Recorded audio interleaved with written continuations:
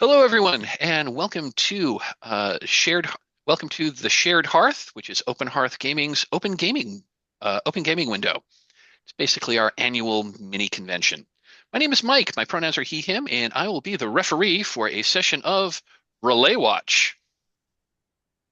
Um, Relay Watch is a game that that basically asks, what if Baywatch, but also The Shadow over Innsmouth?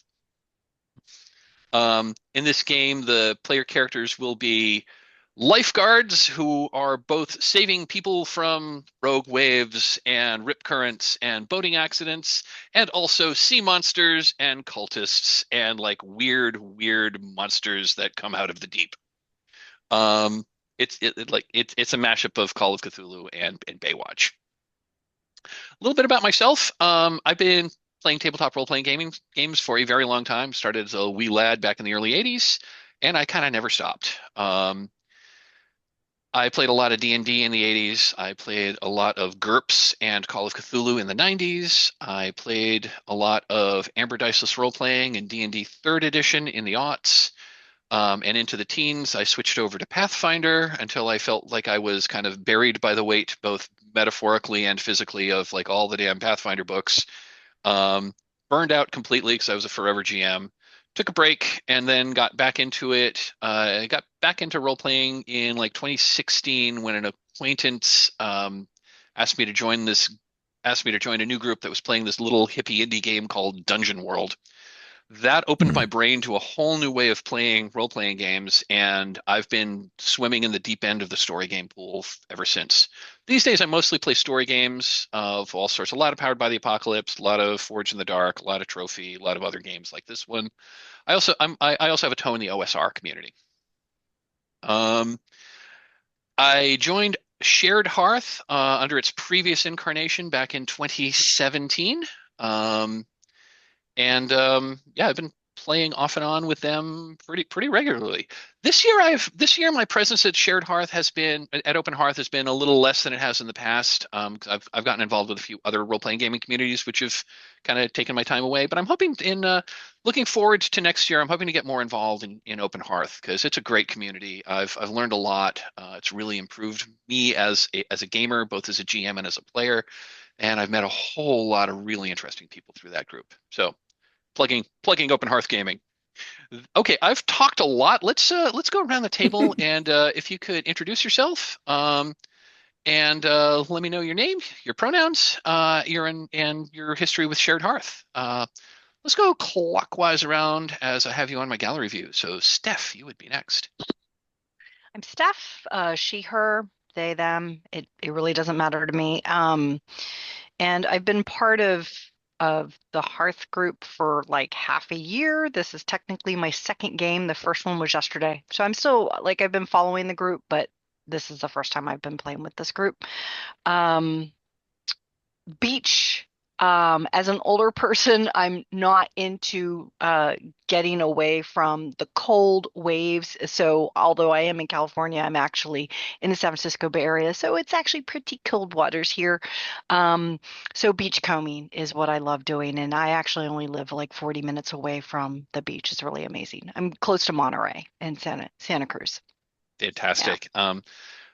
Last year for our 30th wedding anniversary, my wife and I flew out to Seattle. We rented a Mustang convertible and we took 2 weeks to drive the entire Pacific Coast Highway that's from wonderful. Seattle around the Olympic Peninsula and then down the whole coast.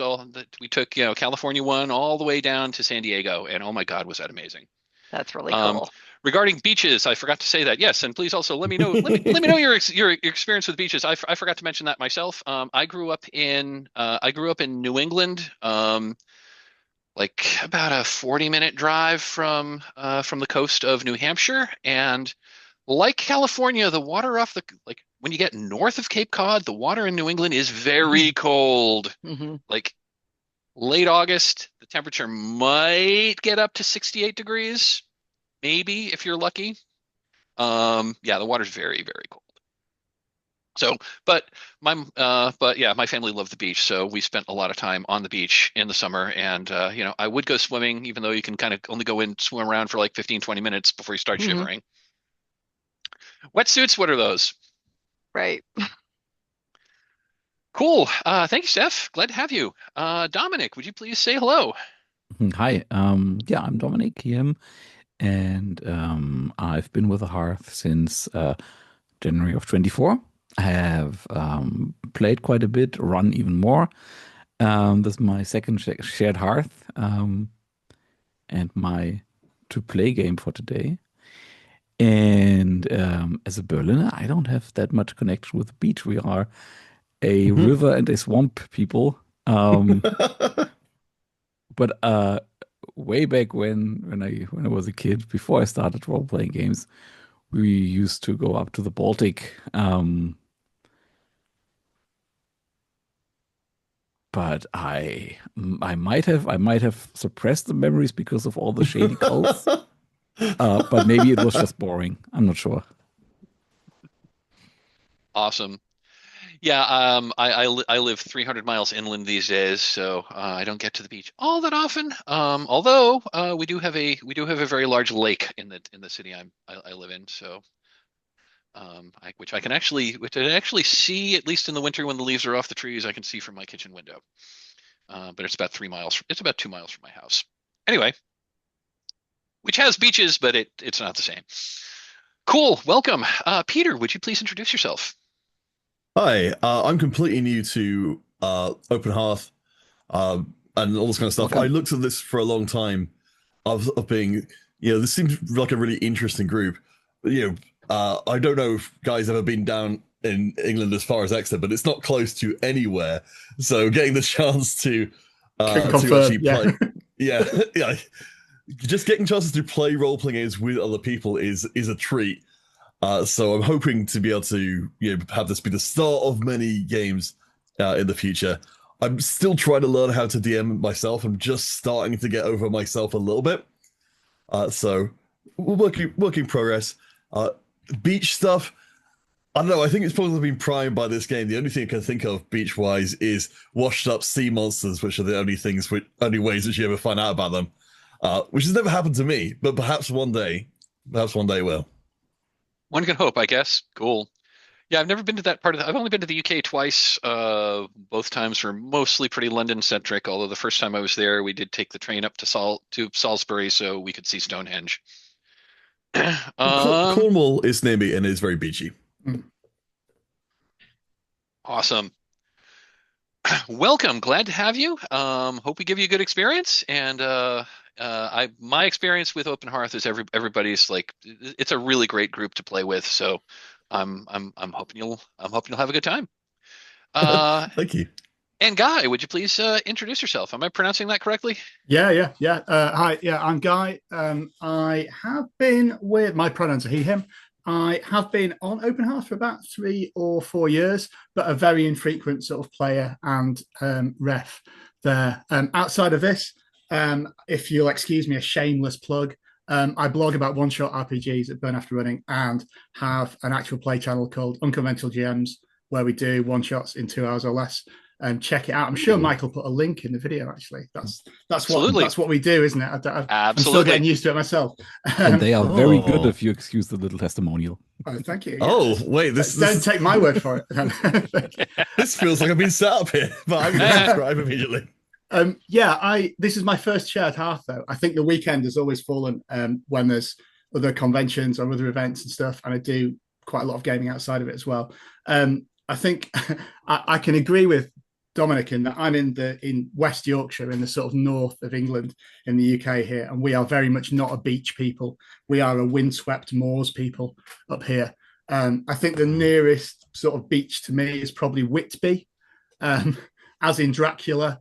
And Oh. so my memories of beach holidays are lots of rain, lots of wind, like shivering with an ice cream and seagulls stealing your chips or fries. That's a very British for those experience. of you over the Atlantic. So yeah, not the best memories, but I'm sure it'd be lovely today. Oh, fantastic. So fantastic. Thanks, everyone. Cool. So let's so the next thing I like to do is I like to do a story game ritual called CATS. CATS stands for Concept, Aim, tone and subject matter, and it's just a way to make sure that we are all indeed here. It's the elevator pitch of the game. Just make sure that we're all here basically to play the same game. So the concept of Relay Watch.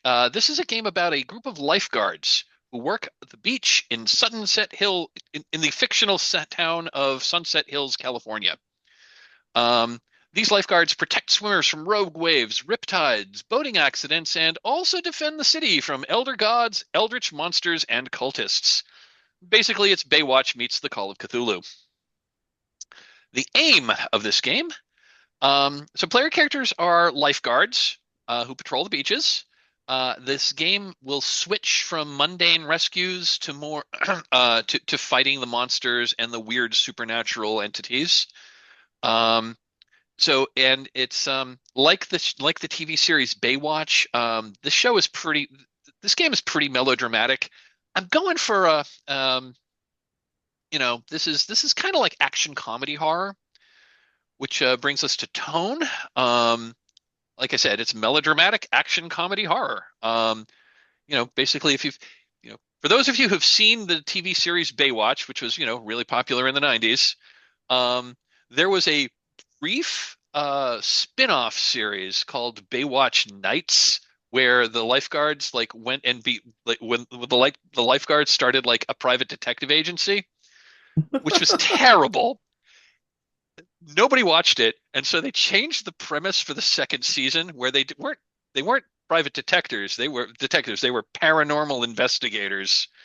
It was even worse. Oh my God, was the budget of that show low? It's a terrible show. It's also hilariously fun to watch. That's the kind of tone we're going. Like, not so much Baywatch, more like Baywatch Nights, second season. So the tone, going back to my cast discussion, so the tone is melodramatic action comedy. While the game may deal with some real-world tragedies like swimming or boating accidents, it also, as well as dealing with the supernatural and horror elements, this game mostly keeps a light and comedic tone with occasional scares. Subject matter. This is sort of like when we get into content warnings. So this game may include themes of boating accidents, swimming accidents, drowning, murder, shark attack, peer pressure, substance abuse, cults, demons, sea monsters, murder, ritual sacrifice, and possibly even romance. That is the cat's discussion of this game. Does anyone have any questions before we move on? All right. Next thing I want to talk about is emotional safety at the gaming table. So we are a bunch of strangers that are gathered together on the internet to play a game, and the purpose of this little endeavor is to have fun. All of us have a different set of life experiences that we're bringing with us to this game table, and certain subjects that you might be absolutely fine to want to introduce and play with in a game setting, I might not want to play with.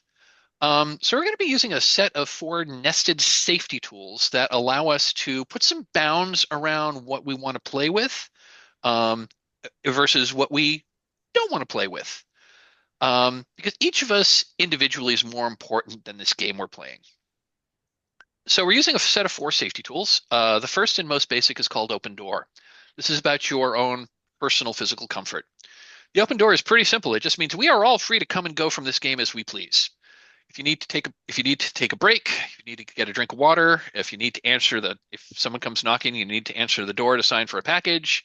If your dog hopped up on the table and knocked a vase of flowers over, hey, that's life. That's more important than this game. Go ahead and just get up and say, hey, I need to step away and go take care of what you need to do.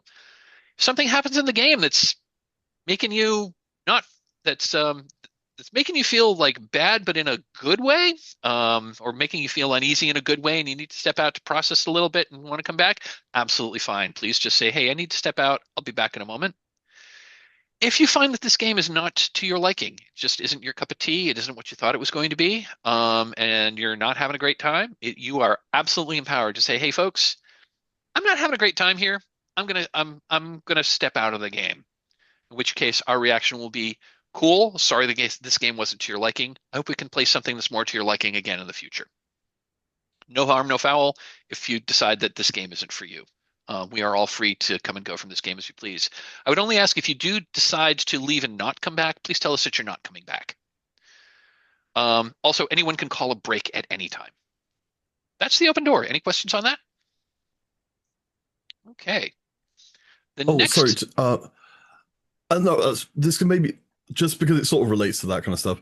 In terms of communication channels, are we using Discord? Are we using Zoom chat, or what are we doing? if you want to do side chat, I'd recommend using the Zoom chat just because that's like on my screen at all times, and Okay. I have Discord up, but it's probably going to get buried under other windows, so I may not see that. So if you want to do side chats, let's use the Zoom chat. Okay, cool. Awesome. Thank you for bringing that up. That's something I need to add to my safety talk. I don't usually mention that. Cool. Thank you. No worries. So the next tool that we're going to use is called Lines and Veils. Lines and Veils was created in the late aughts by game designer Ron Edwards for his game Sorcerer. So with Lines and Veils, we're going to call out specific subject matters that we just either don't want to deal with or that we only want to deal with with kid gloves. If a subject is lined, that means it's not going to happen in the game. I'm not going to introduce it. Other players aren't going to introduce it. We won't mention it. It's just not going to appear in the game.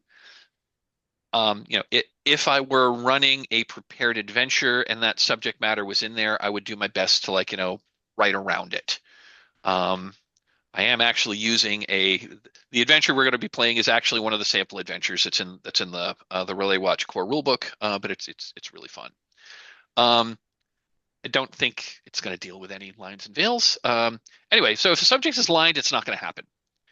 If we want to veil a subject, that means we can acknowledge it happens. We may see signs that it's happening. We may hear reports of this thing happening. It's not really going to happen on camera. It's not going to be the subject of a scene, and it's not something we're really going to dwell on. It's certainly not something that's going to happen to one of the player characters. A couple of other columns that have been added, that was the original Lines and Veils. There have been a couple of other categories that have been added since then. The next one is called Ask First.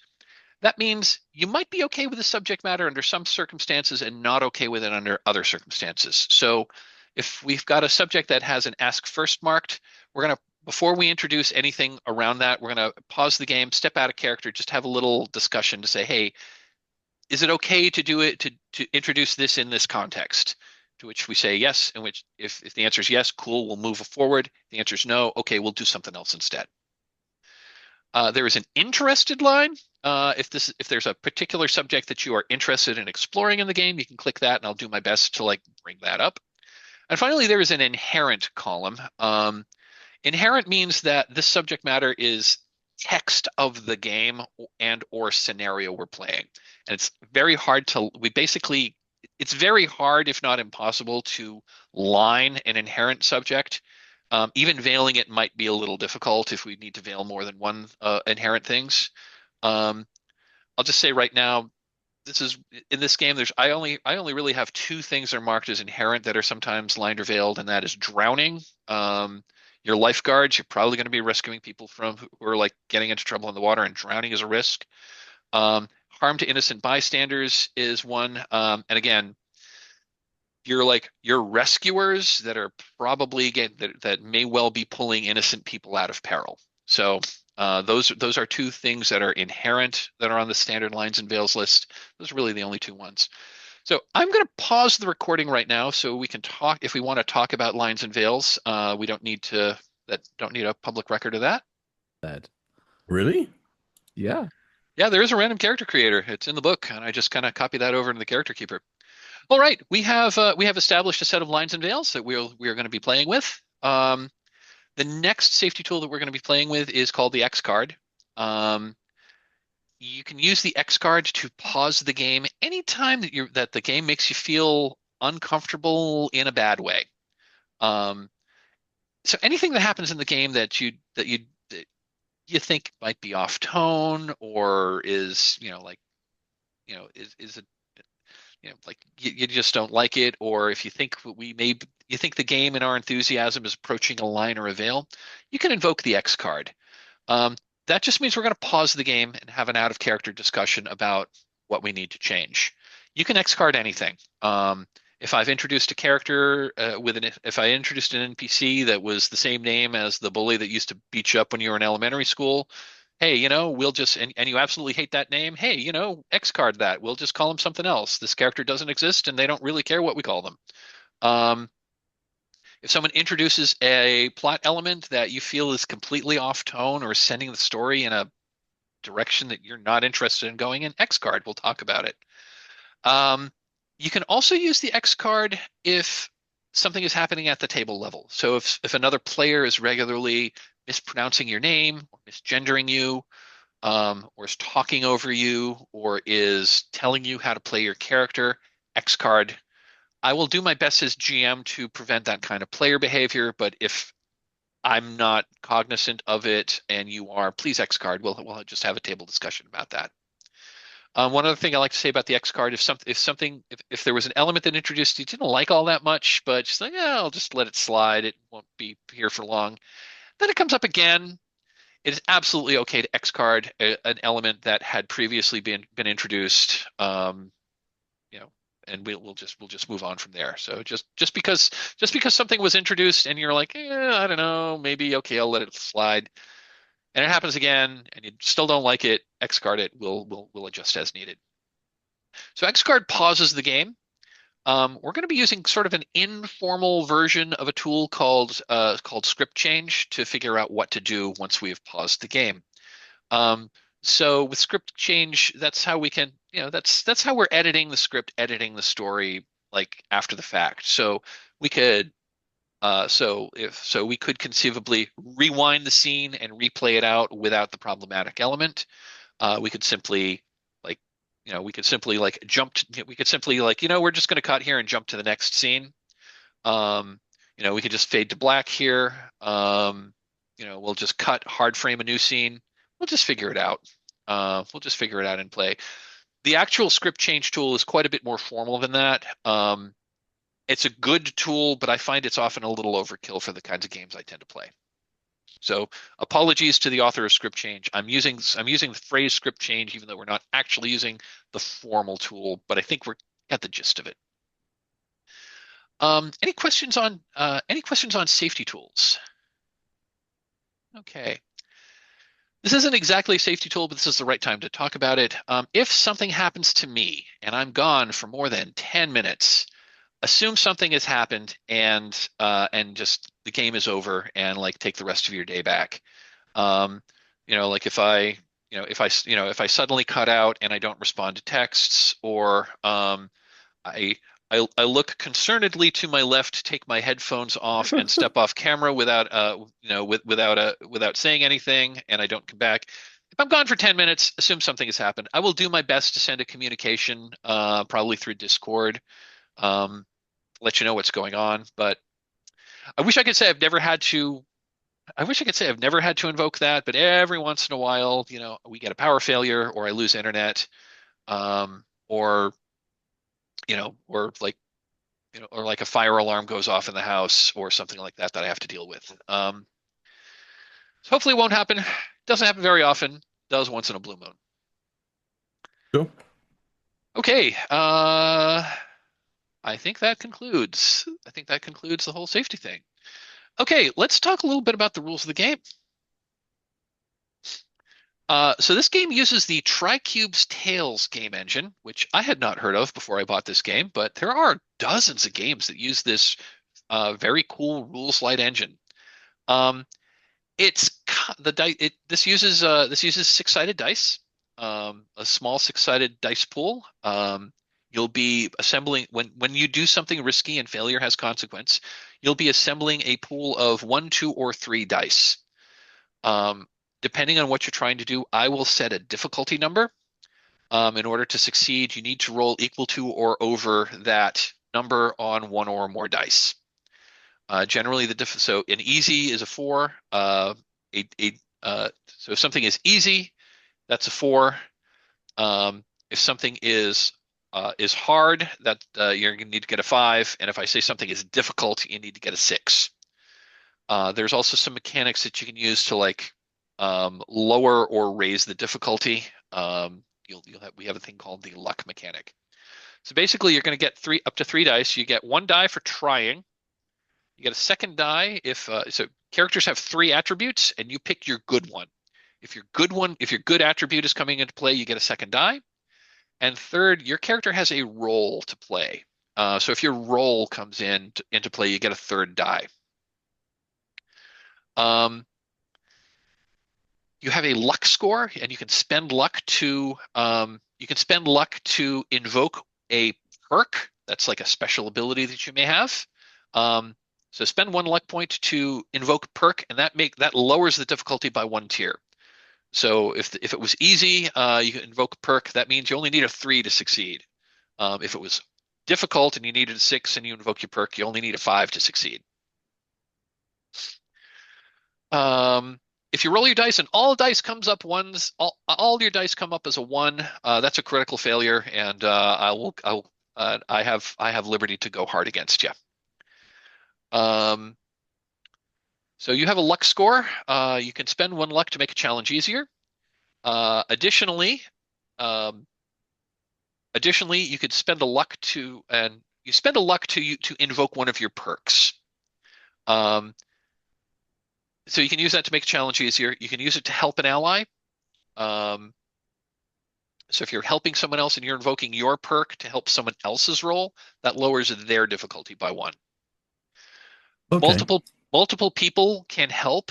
So if like 2 people are helping you by spending luck to invoke their perks to help another person, they stack. So if 2 people are helping the third person, that can lower the difficulty by 2. You can, if the challenge you're facing can be resolved with a single roll, that in other words, the effort level is 1. Talk about effort in a minute.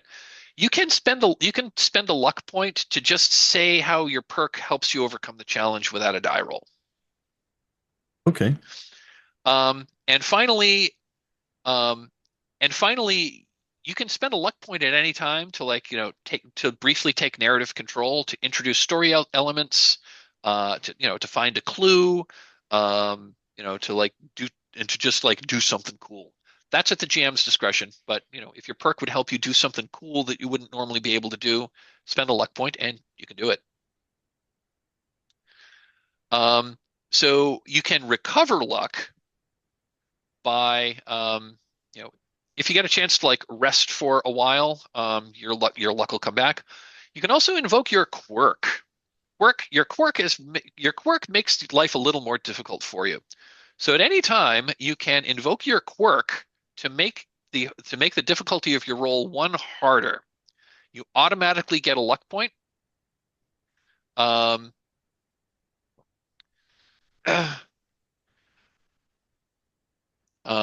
automatically get a luck point when you let your quirk cause a problem for you.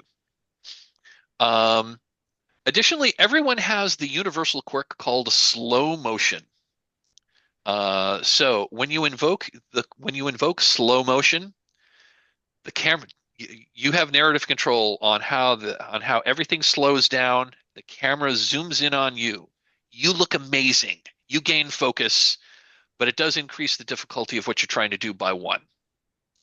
And if you want to move in slow motion, you have to declare this before you roll. So you get 1 luck point anyway, and if you succeed, you can choose to get back 1 grit instead of 1 luck.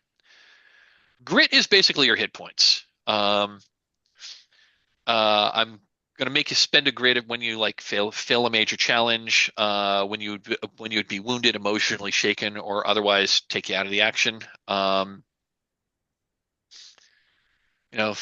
example is, getting stabbed in a knife fight is going to cost you a grit, but it would also cause you to lose grit if you get booed off stage during a battle of the bands.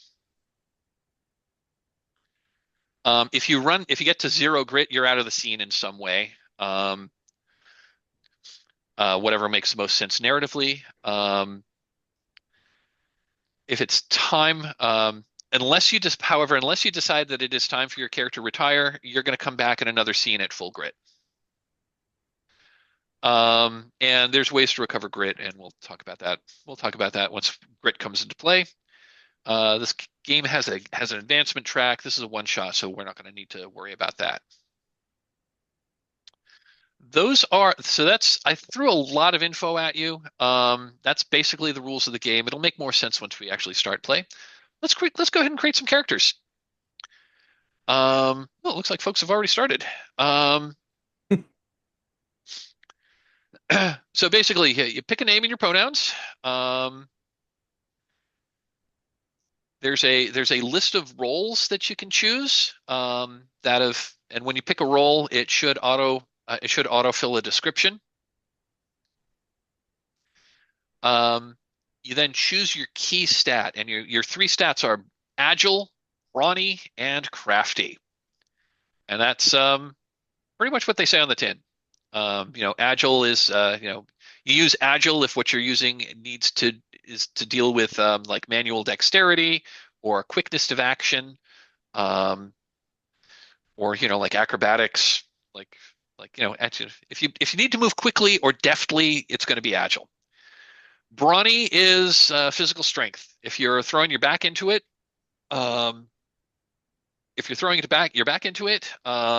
if you like need to move something heavy, that'll be brawny. That can also mean like force of will.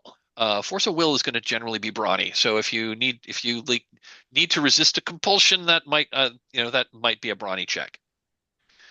And then crafty is your smarts, it's your street smarts, it's your cleverness, it's your quickness of action. It's also like if it comes to like building something, that would probably be crafty. Everyone starts with 3 luck and 3 grit. That can go up depending on some other things. Everyone also has a perk. Perks fall into a couple of different categories. You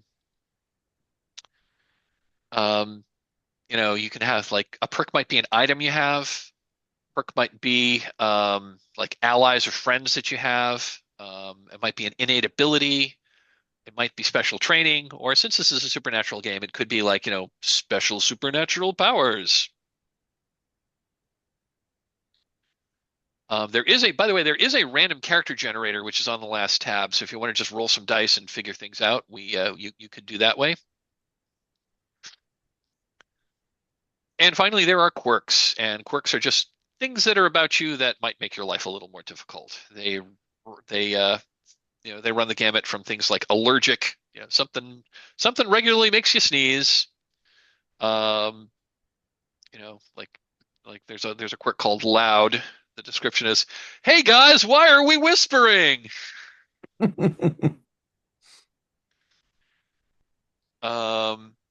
there's 3, 6, 9. Yeah, so basically we've got I've got like a D18 chart for those. So I've realized I've accidentally made Christian Bale. I'd say the image search for this is quite tricky, isn't it? You've got to navigate quite carefully when you're looking for pictures of lifeguards. Yeah, maybe put safe search on. Yeah, definitely. What am I missing? Yeah, it's not that kind of game. There's role playing and there's role playing. Yeah. Okay, looks like folks have made some choices. Folks good with what they've got. Folks need a little more time. All right. Cool. We're a little ahead of time. Let's go ahead and introduce our characters then. Once we introduce our characters, then I'll call our first break, and then we'll come back and start play. Let's just go left to right in character keeper order. So, Dominik, could you tell us about your character? Yeah, I'm Ted. I served as a lifeguard longer than anyone. People know they can count on me.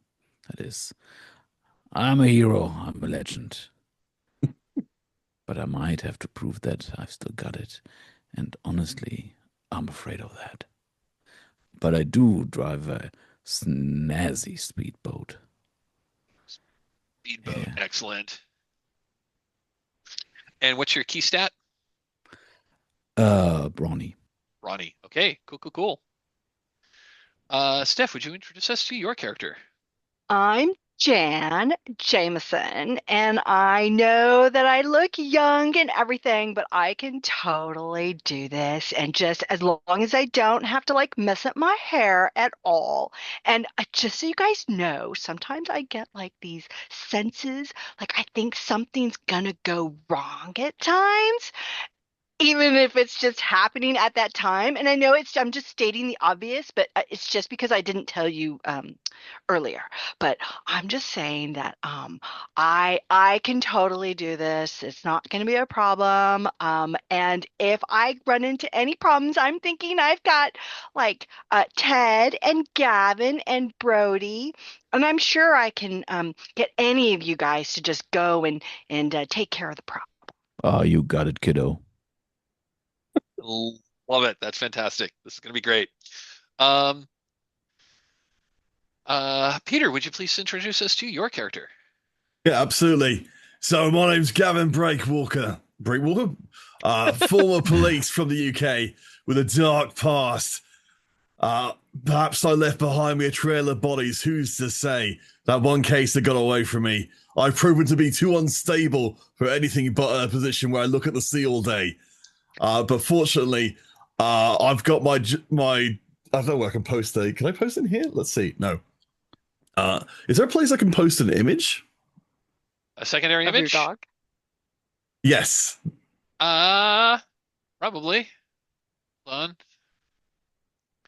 on. You can throw. I mean, if you want to throw some stuff in, like either the background or the notes section at the bottom of the character. It's like after the advancement section. There's a section for like background or notes, so you could like stick an image in one of them. Okay. Yeah. Oops. Sorry, that's the wrong person's thing. And you'll need to actually that one doesn't have the that one doesn't have the magic like throw thing there and post it in. So you might need to like copy it. You might need to copy the image and you might need to download the image and then insert it. Yeah, there we go. The only thing that keeps me stable anymore is Francis, my which is a dog that inhabited by the soul of my former partner called Francis. He died under mysterious circumstances, but this dog appeared to me as I was about to leave the UK for the final time with this little hat, and I thought, Francis, we're back on the case again. I love this. This is going to be amazing. Okay. And Guy, would you please tell us about your character? Yeah, Brody McAllister. He's new to Sunset Beach. He requested a transfer from West Beach because he's heard about some strange goings on here that he feels oddly drawn to. He is chisel-jawed, smooth-chested, toned, but with rather protuberant eyes and an odd way of breathing that sometimes stands out when you speak to him too much. The ocean is in his blood, you could say. And occasionally you hear him whisper things as if he's calling the sea father or Dagon or something. His only sort of his only slight issue is that he's not quite as made for the surface world, so he does suffer from a range of as yet undefined allergies that tend to crop up. As yet undefined, but I'm pretty certain that he's allergic to dogs already. We can start with that, can't we? Yes. Absolutely. Not the big dogs, they're fine. It's the little ones that are really and tweed as well. It brings him right out in a rash. So, yeah. Probably the little pipe that he smokes, which is yeah. A pipe tobacco is terrible, actually. Yeah, it's just no good for me. It interferes with my gills. Sorry, my breathing. Oh, this is fantastic. I love these characters already. Okay, I have 10 minutes before the hour. Let's take our first break. Let's take 10 minutes and come back right on the hour. Okay. Cool. Awesome. We will see you then. See you Sounds then. good. Okay, and we're back. Okay, so the adventure we're going to play is called Yacht Shock. This is one of the sample adventures that's in the Relay Watch book. So if you've read if you've read the book, you may know this, but this is a story. This is a story game. The adventure is more of an outline than anything else, and things often go a little more weird. So it's a perfect day at the beach at Sunset Hills. Um, getting on in the afternoon. Just gonna go around. All is well. The locals are starting to pick up their blankets and their coolers, and they're starting to like head back to the parking lot. There's still, it's the sun hasn't set yet, but there's a lot. I mean, some people like to stay and watch the sunset, but some people decide to like leave early to like beat the traffic. It is Southern California after all. Um, So I'm just going to go around the table and just ask just a quick just for like a little quick flashback of like tell us one problem that you dealt with earlier today. What was the problem and how did you solve it? Go around the table in character keeper order for that. So just you don't have to go into too much detail, but what was one cool thing that we saw you do today? Maybe that was like in the establishing shots. Maybe this is one of those series that like shows little vignettes of what you've been up to before we start the actual A plot. So actually, before I go any further, I'm going to go ahead and I'm going to put your character names in your Zoom window. So Peter, you are playing Gavin.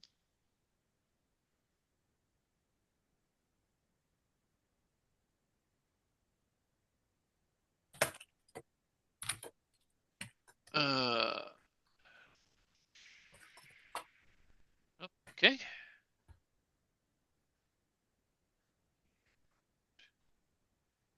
Steph, you are playing Jan. G.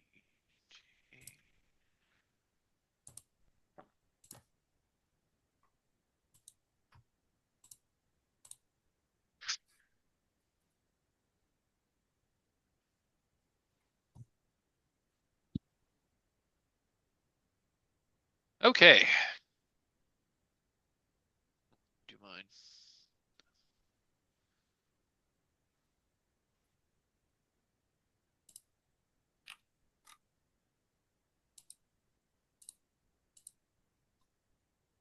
Okay.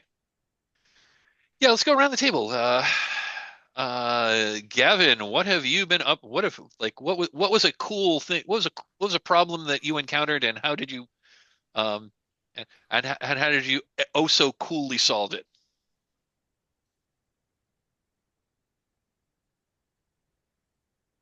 Oh, sorry, were you talking to me? I Yes, yes, realized. yes. Sorry, Sorry, sorry. Gavin. Yes, Gavin. Yes, sorry. I completely blanked on that. How No problem. weird can we get? Is there? I Okay, mean, I'll take that. I'll say usually these things are like mostly kind of mundane, but if you want to Okay. throw a little bit of weirdness in, you can. Okay. Yeah. So I think for Gavin's intro, it's a little bit of a sort of animated one because I think the budget isn't there to include Francis as a live action CGI dog at all times. So the I think you hear like it's like a pop art kind of thing where you see the scream coming in from off as a little speech bubble, and so Gavin stands up and does his pose from his image thing of pointing out there, and then I keep forgetting his name, Francis. Francis slides in from the side of the shot. He's also got his own little lifeguard tower that he's on as well. They both leap off, and I think it's like a family who are like splashing around in the water.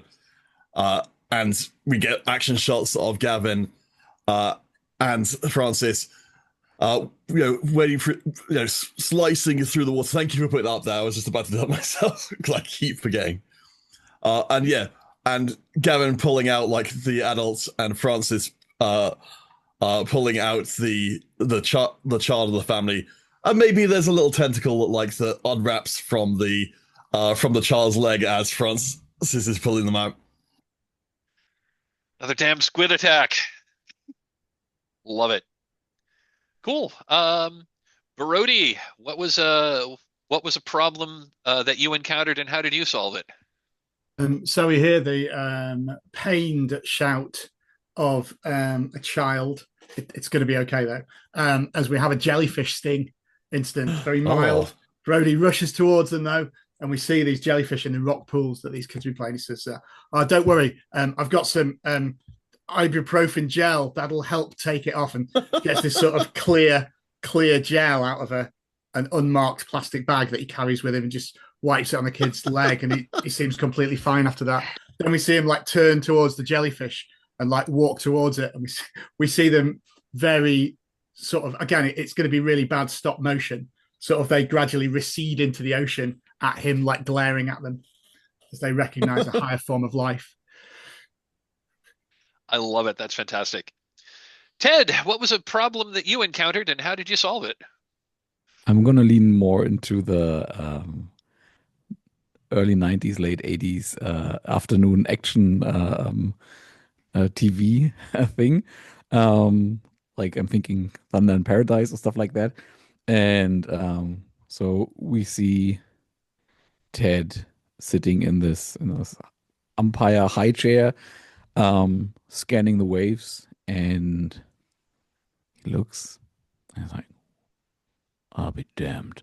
And gets out of his high seat, jumps into his speedboat, drives out, and what he's seen is a like package with presumably some kind of like white powder swimming on in the ocean.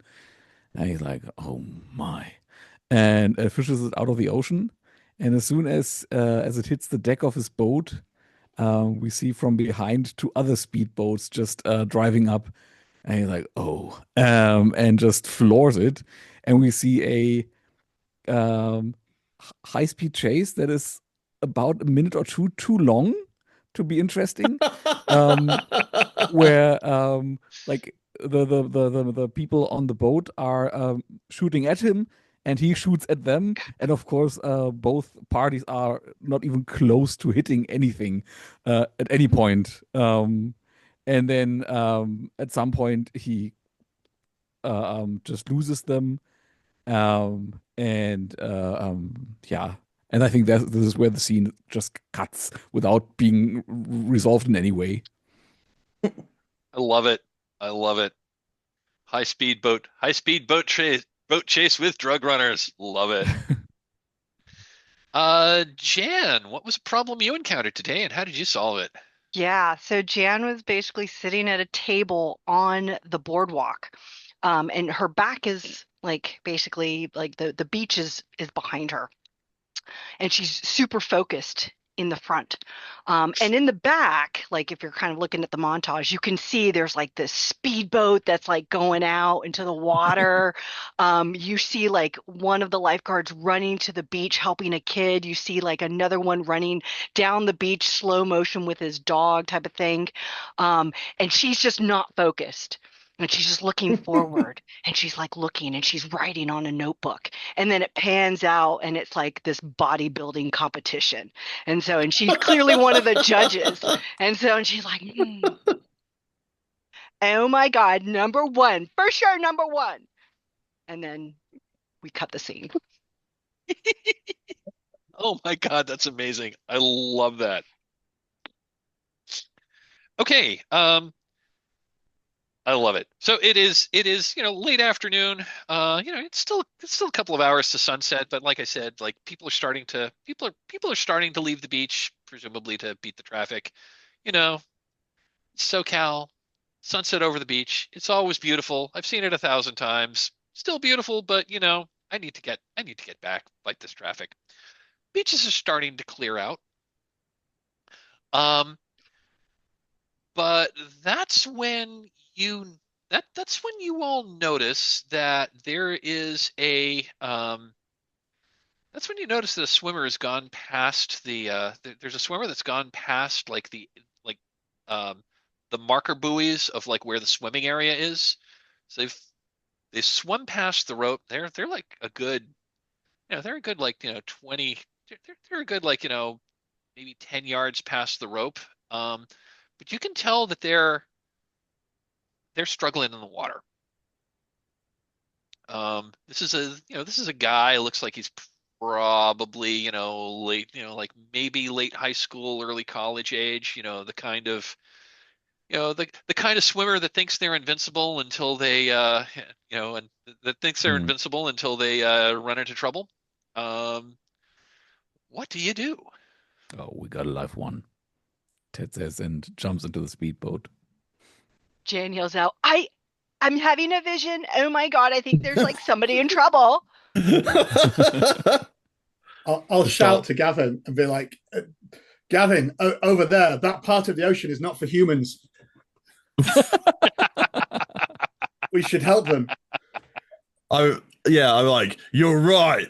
And I'm running forwards, putting like this big life jacket on Francis because it's not for humans. Or dogs. There was nothing said about dogs. It was not for humans. He can go out. Yeah, he'll be fine. Yeah. I think he's got like a little propeller on this this life jacket, so it could be. So he's like like American football style, like hucks Francis into the ocean with a big arc across. I love it. Okay. Yeah, so you generally don't want to put a speedboat in like the swimming area, so you're gonna need to like run over to you're gonna like need to run over to the dock, which is which is a little ways away to get to the boat, or you could just swim out. It's up to you, Ted. Everyone else, so dogs hitting the water. Gavin, you're like jumping into the water. Yeah, I'll follow you're off him. grabbing one. I imagine you generally grab one of those like one of those like boogie boards or one of those things to like one of those flotation I devices. think maybe Francis has got the ability to act as like a propellant in this case. So I think Gavin is holding onto the two handles on the side of Francis, while Francis acts as an engine. Oh, okay, got it. You've rigged up you've rigged up like one of those little water scooters, but around your dog. This is amazing. Jen, are you doing anything or just like pointing on the or you're like pointing at the beach? Absolutely just going to be pointing. She's going to see if there's like other people on the beach and just be like, okay, just like nothing to see here, right? Nothing to see here. But her hair is like perfect, so she doesn't want to go in the water. Absolutely. And Brody, you're like jumping in the water to go to like start swimming, and I think you are one hell of a swimmer. Yeah, I mean, I'm jumping in the water, but as he glances around all the people on the beach, he's swimming quite awkwardly to begin with. He's not really using his natural style to start with while there's all these people around. Got it. Yeah, I imagine your normal way to swim is to like duck underwater and then you don't come up for like, a 7 minutes. Like, how did he hold his breath for that long? Yeah, must have a rebreather. Yeah.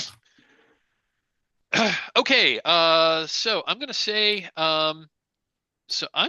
that Gavin and Brody get there, get to the swimmer at about the same time. This is a big burly guy. Again, it looks like he might be looks like he's somewhere between the ages of like 18, like he's somewhere between the ages of like 17 and 22. It's a little hard to say, but he's definitely he's definitely struggling in the water. I mean, he's not like doing the classic flailing around. He's like doing his best to like keep his head above the water. So he's really this guy is absolutely drowning. Ted, you're going to be there in a moment because you got to get to your speedboat. Of course, once you get into your speedboat, you're going to be late. You're going to be there pretty quickly. On my way to the pier, I'm going to pass by Jen and go like, "Come on, kiddo, I'll need help. I'm too old to get into the water myself." What's the name of your boat, by the way? The name of my boat is Catherine. Oh, totally take a ride on Catherine. Let's go! Yeah! So Gavin, you and Francis, you are at the you are at this swimmer. What are you going to try to do? What are you going to try to do here? Want to get him onto your want to get him onto the want to get him onto the flotation device, get him a life jacket, just grab him and start swimming to shore? What's your plan here? I think it's very important for myself and Brody to high five at this point to rise out of the water and be like, we're doing lifeguard things because we're lifeguards. We just goddamn love being lifeguards. And we need to do that first before we help this drowning man. Yes, absolutely. Yeah. I think we arc over. You can sort of like imagine like a triangle where he's like drowning in the bottom middle of that triangle, and we're arced over him like with a high five, double high five. And Francis is doing like a little small arc in the background as well, just because he wants to join him. But yeah, once that's done, which of course is procedure, I think. Well, if Brody's up for this, I think what we can do is we can approach him from two different sides. Do you say he's like actively drowning? This guy's actively. You are enough of a lifeguard to know this guy's actively drowning. He needs to be pulled out of the water. All right. I think maybe I'll move in such a way to kind of like to calm him down, which will let Brody and us on tag team maneuver like grab him and like move him back while he's distracted and so he's not going to punch anybody. Yeah, I think I swim underneath him underwater. Oh, that's great. So he thinks he's like, being eaten. Saying like, hold on to the dog. He'll take you to safety. Okay, I think I'm going to call for the first roll of this game here. I'm going to call for the first roll of this game. This guy, this is going to be a medium. This is going to be medium. So you're going to be looking for a 5. So your objective, I guess, is to get him out of the water. I think unless you want to make an argument for it being something else, it's going to be a brawny check. Because you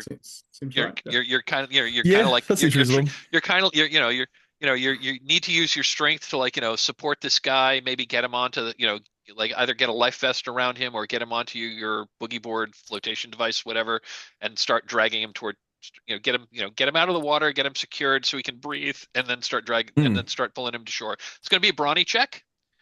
Sorry, I was going to say, so is this going to be one roll? So should I, in terms of the system, should I spend a luck to help with my deep one perk? That is absolutely to make it easier for Gavin's roll. Is that absolutely up to you, and you can do that, and you can do that before or after the roll. All right. Well, I'll do it now because we probably need the help, don't we? So. Well, okay, Guy, I think it would make sense if you're I think you're probably primary on this one actually because you're the one with the superior swimming ability. If I spent a luck on the canine companion to have Francis, just distract and also be a flotation device, then that would make your one a little bit easier. Okay. Cool. So there is a link to the Witch dice roller. We've got a common room. It's on the Safety and Resources tab. So the way you want to do this, like at the bottom of there, we're gonna do count. And then the difficulty here is going to be 5. But if you're spending a luck to lower the difficulty via your canine companion, that's gonna bring it down to a 4. So it's going to be count dice that roll a 4 or higher. Amazing. And so in terms of dice, I haven't got brawny. Okay, you haven't got brawny. You take 1 dice for doing the thing. You don't add 1 because it's not your key stat. Does your roll come into play here? I don't think it does. I'm a weirdo. Okay. Sounds like it's gonna be 1 die. You're looking for a 4. Oh boy. Can I spend a luck as well? Can we both spend a luck? You can. Yeah. Luck does stack. And again, you can spend luck before or after the roll. Okay. Well, I'm going to spend it before because I'm rolling 1 dice, so it's 3 or higher that I'll need to get it as we try and rescue this guy. Luckily, there's a speedboat coming in with the other 2 lifeguards, so we might need to use that. Sorry, go on. I wanted to check, Mike. If we're rolling like a 1 dice pool, presumably critically failing is quite common. If all your dice come up with a 1, that is a critical failure. I mean, nothing bad could happen with a speedboat and somebody in the water, could it? So it's fine. No. I've got 6. I could tell you stories. Got a 6. Okay, good. Woo! I'm giving you. Yep. giving you narrative control here. Yeah, you are able to rescue this swimmer. How do the I think you've got him. I think you've got him. And you're like getting him toward. You're starting to get him toward shore, and that's when the speedboat arrives. Hmm. So yeah, I think we've got him between. He's sort of between Francis and Gavin. Um, Hmm. and there, weirdly, Brody is nowhere to be seen, and there aren't even any bubbles coming up from under the water at this point. He seems to just be like lifting him up. And this swimmer occasionally is looking down and does seem to be still panicking quite a bit as if Hmm. something's happening. But as the speedboat comes out and Brody sort of resurfaces and takes a very theatrical gulp of air. Good work, guys. Let's drag him on board.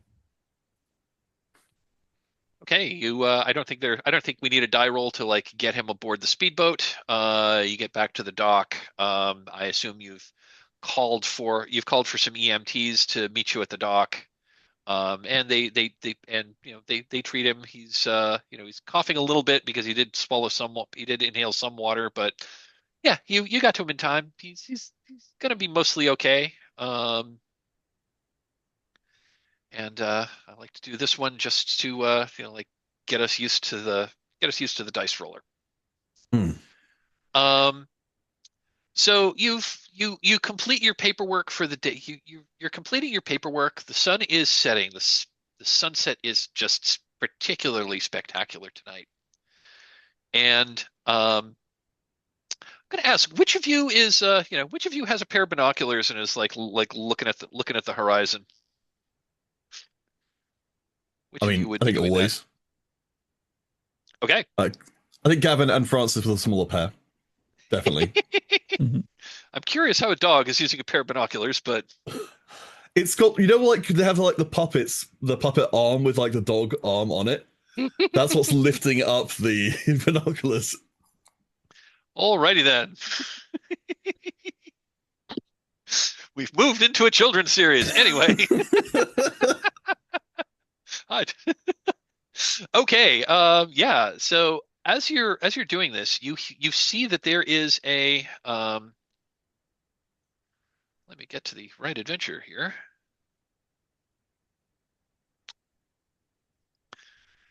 So the sun is setting. You're like scanning. You're like looking at the horizon. I think the sun has actually set, and now we're seeing just the gorgeous orange twilight. That's when you notice that there's a plume of smoke on the horizon. Maybe it's not quite on the horizon; it's closer. You like aim your binoculars at it, and there's a moderately sized luxury yacht. It's probably a good half mile from shore, but there is black smoke billowing out of it. From here, Okay. you can also see that there seem to be some people in the water around it as well, and you think you see a little bit of flame coming out of coming out of like the engine room of this yacht. Oh my. Well, this would be a good chance to radio the others and say, "Looks like trouble's on the horizon. We're gonna need Catherine for this one." Roger. So Come on, They kiddo. say, I have a date. That guy that we saved, like, we're supposed to be going out. Is this gonna take long? Do I get No overtime? time, no time for love, Miss Jameson. God damn it, kid, snap out of it. Life's at stake. Okay, fine. I'm expecting overtime. That's all I'm saying. Yeah, I can file that with the municipal people. Meet you on the Catherine. Yeah. okay. So yeah, so you hop into Catherine the speedboat. You head on out there. It's actually doesn't take you very long to get there. There are there are like as you approach, you see that there are three people in the water. They are not dressed for swimming. It looks like they're it's like two men and a woman. The men have like suits on, and their tie is floating in the water, and they're like they're struggling. There's because you really don't want to be in the water. You really don't want to be swimming this far from shore, like wearing an Armani suit. No. So the dramatic question is, can you save the heroes, or can the heroes save these victims before they drown? Oh my God, is that Armani? We need to totally save them. And it is, and as you approach, the wind shifts and the smoke from the fire aboard the ship is coming in your direction. So it is cutting down on visibility. I sneeze very loudly at that point as well. Obviously. Okay. So my question is, how are you? How are you? How are the sample ways you can do this? And feel free to be more creative here. You could throw a life preserver at them to try to haul them in that way. You could jump into the water and try to haul them aboard. You can that would be a brawny like throwing life preservers. That would be an agile check. You can try to jump into the water and haul them aboard. That would be brawny. Or you could try to or you could try to navigate the boat through this smoke. Trying to be a spotter. That would be crafty. Or if you want to do something else. I think I'm going to defer to Ted or Jan to make this dice roll. I think that's how. Sure. And I mean, this is one of those things. So there are, so it says that there are a number of victims in the water equal to the number of player characters. So, there are four people in the water. We've all got right. Okay, yeah. So you can all each attempt to bring someone out. Yeah. Then I point towards the victim that is the furthest away, and I'm gonna take care of that person. Okay. We meet back here, like in the middle of the ocean. Just point to the very specific spot. Yep. This part of the boat. I'll paint a big X on the surface of the water. There we go. I'll pick you up when I'm done. Okay, so you're gonna take your boat over there and just kind of haul someone up onto the boat. Okay, cool. Anyone else? Okay, let's so you're gonna do that. Jan, what are you gonna do? I think Jan's just gonna throw a life preserver into the water, probably not aiming. It's on them, really. Have agile, so. Well, they're the opposite side of the boat. You're like, yeah, sure. Probably not that bad, but definitely too far for them. They're gonna have to swim over to it. Got it. Brody, what are you doing? I mean, my eyes are streaming now with all the smoke, so I'm going to dive into the water to try and get all this out of my face and grab the the most panicked member of the four and try and drag them back to the speedboat. Okay, and Gavin. Kevin. And Gavin, what do you want to do? Oh, sorry, I heard Kevin. I'm trying to think of a way to do things that are crafty because this is turning out to be a lot more tricky than I thought it was going to be. Yeah. Okay. I'm gonna go the long way around trying to make this into a crafty roll, which is that I think that Francis has a sort of utility belt kind of situation going on, and while Ted is driving the boat forwards, Gavin is unfurling this extremely extended fishing rod from the pack of Francis that arcs up above and sort of like a crane goes in to try and grab people out of the water. There is a thing that some lifeguards use. It's basically like a rod with a big hook on it that you can use to try to pull people in. So you can totally say that there's one of those on the boat. I mean, it's a less fun way of doing it, but sure, yes. Okay, sounds good. So let's start with Jan. You're trying to throw you're trying to get a life preserver at one of them. So that is going to be an agile check. The difficulty for all of this is going to be 5. Quick question. Can I? She wants to throw the life observer in there, but she's not aiming for them or anything.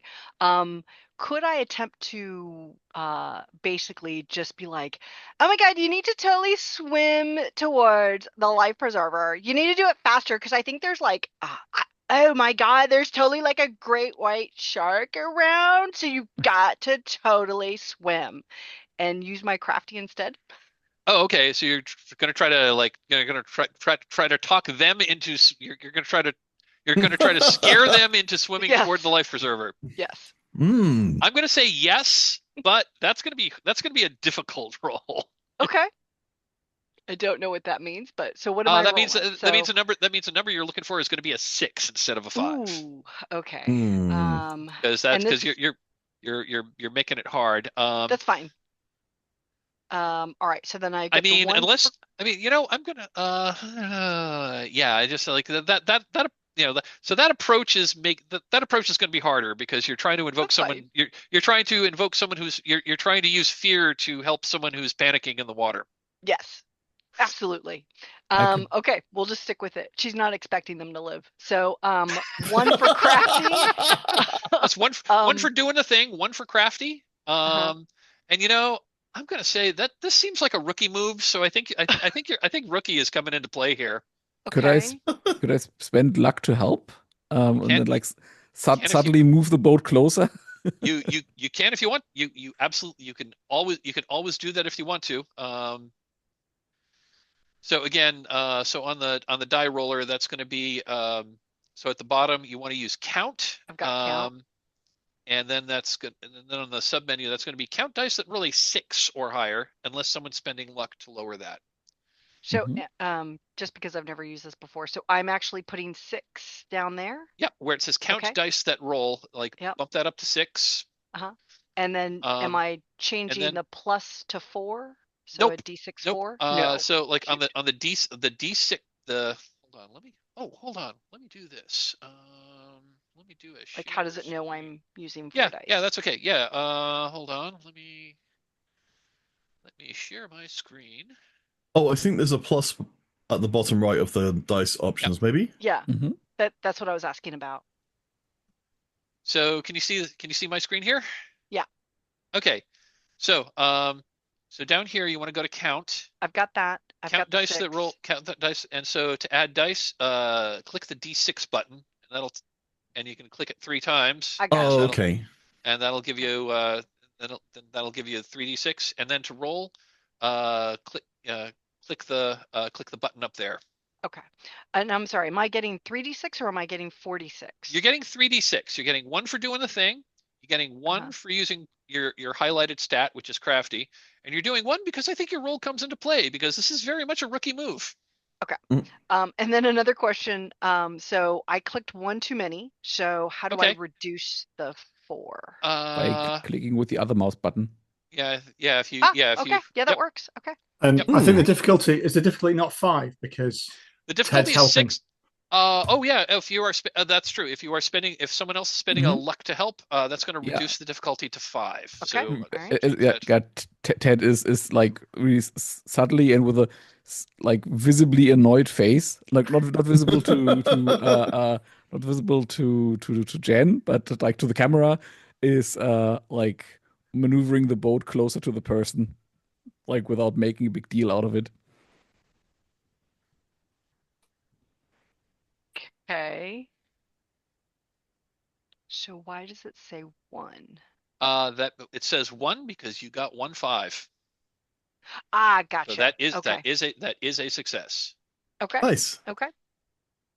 Yeah, so I guess she's just screaming like, "Oh my God, swim faster. There's totally like a big old shark. Oh my God, there's a killer whale too. Just start swimming faster."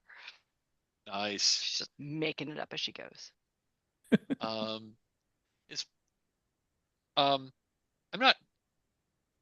having a Zoom issue right here. Am I still sharing the screen or did I come back? You are, yeah. Yeah. Okay, I'm trying to make it come back. Where did stop sharing?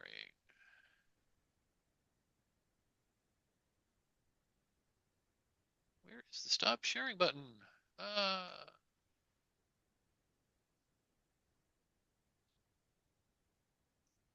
sorry. Can you Alt S again? Is that the keyboard shortcut? Will that cancel it if you do that again?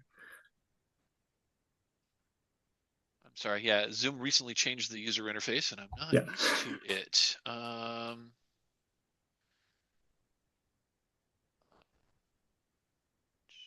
do I stop? Hold on. I'm going to just pause the recording here just for a moment so I can figure out this tech issue. All we can ever hope for. And we are back. And I figured out my tech issue. Thank you, Zoom, for hiding things behind menus. Anyway, so you have successfully Jan, that was a success. How do you get this person aboard the boat? Just go ahead and Yeah, so she's like yelling, screaming. Once they kind of get onto or like start holding on to the life preserver, she'll look to anybody else on the boat to pull them in. I just had my nails done, so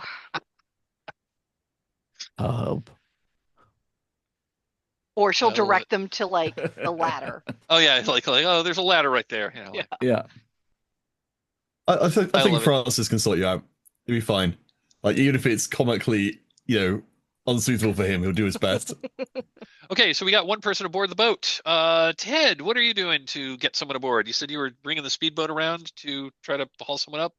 Yeah. I said, because I imagined the other ones just jump into the water. They're lifeguards after all.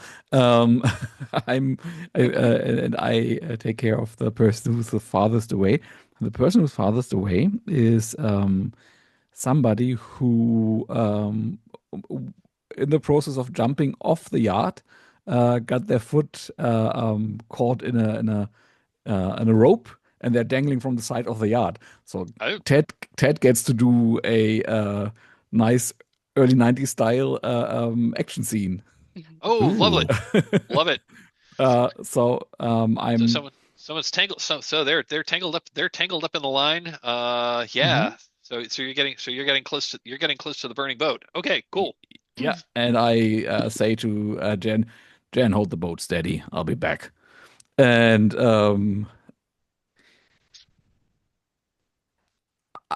I don't think Ted will jump into the water. He's a bit too old for that. Also, he doesn't want his leather jacket to get wet.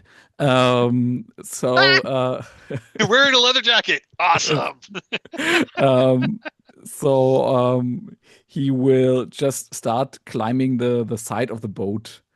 And you can see that the actor playing Ted will be very sore the day after that scene. Because he kind of also looks like somebody who doesn't do that every day. Got it.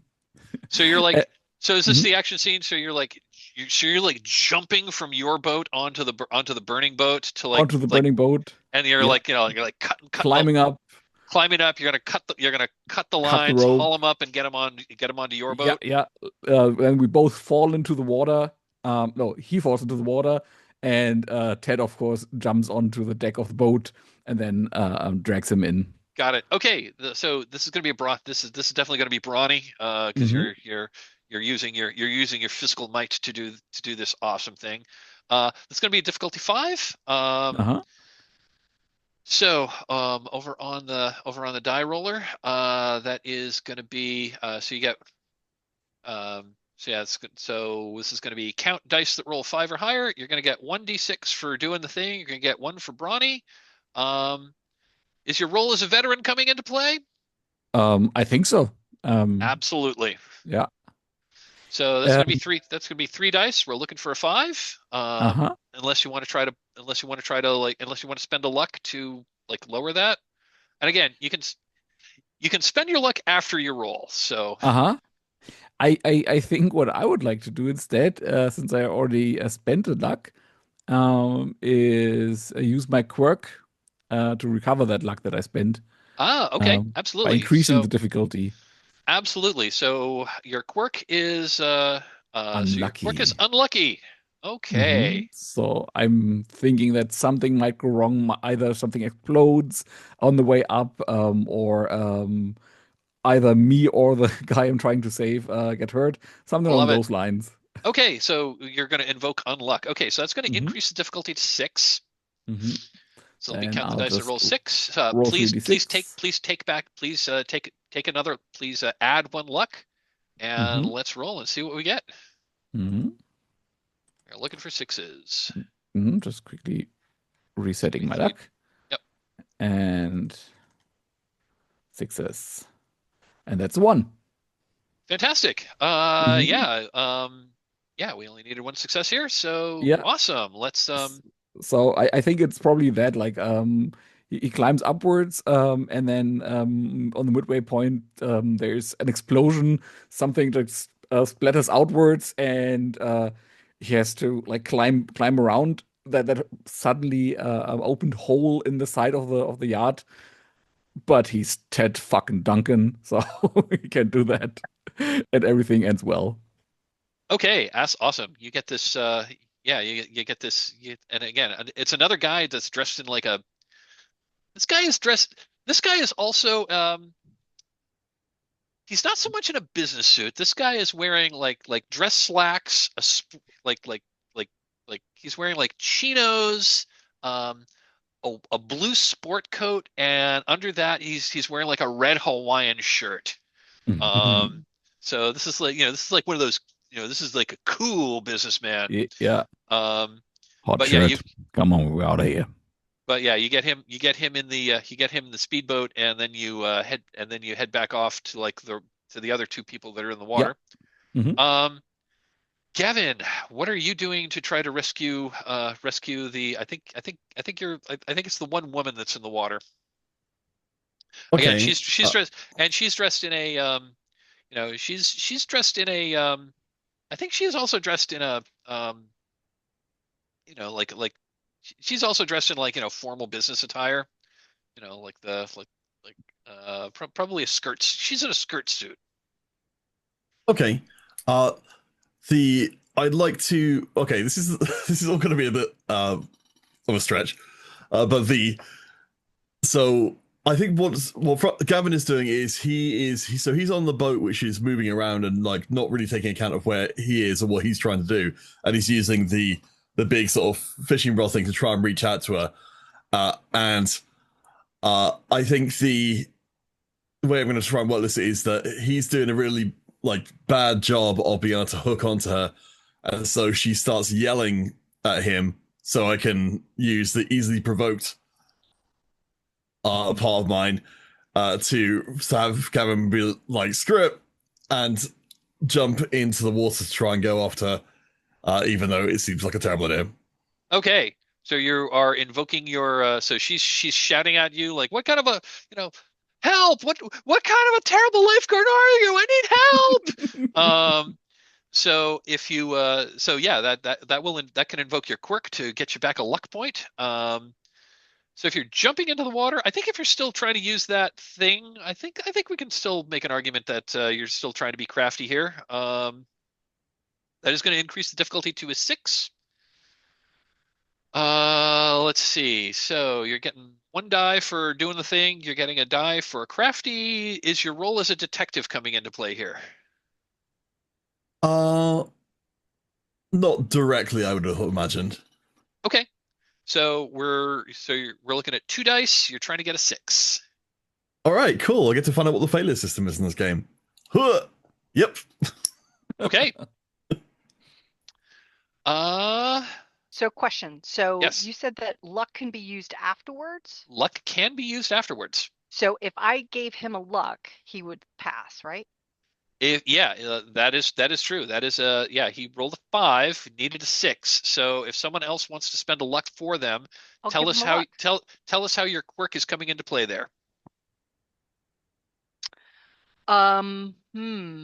So I think she would Like getting visions and telling him exactly where to go, or sorry, am I using the perk or quirk? I'm sorry, you're using your perk. My perk. It's Oh, confusing yeah. next time. Oh, Okay, did I say quirk? I'm sorry. Yes, you're using your perk here. Way easy. Just kind of like, oh my God, I totally have visions. And if you were just to totally just, oh my God, if you go this way instead of this way, then you won't like knock her on the back of the head. You'll totally be fine. You've totally got this. I think Gavin's learned to listen to Jan over time because it's become more than just coincidence. So he kind of he swings the lady around in the water and gets knocked on the back of the head. And yeah, you're able to like with Jan's instructions, you are able to get her and drag her onto the boat. Nice. And finally, Brody, there's one guy left in the water.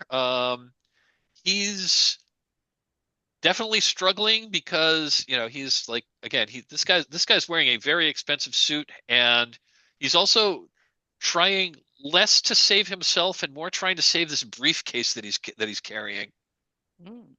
Okay, I leap onto him and said, You heard the lady? There are sharks around. Try not to breathe. And clap my hand over his face and mouth and dive down to pick up the currents underwater in the wake of the speedboat to carry us towards safety. I love it. Probably leaving the briefcase in its wake. I love it. Yeah, that's gonna be an agile check the way you've described this. Cool. So what's my difficulty, sorry? Difficulty is 5, unless you want to adjust that by doing something else. Base difficulty is 5. So with your dice pool, you're getting 1 for doing the thing. You're getting 1 for agile because what you've described is definitely an agile move. Does your role as a weirdo come into play here?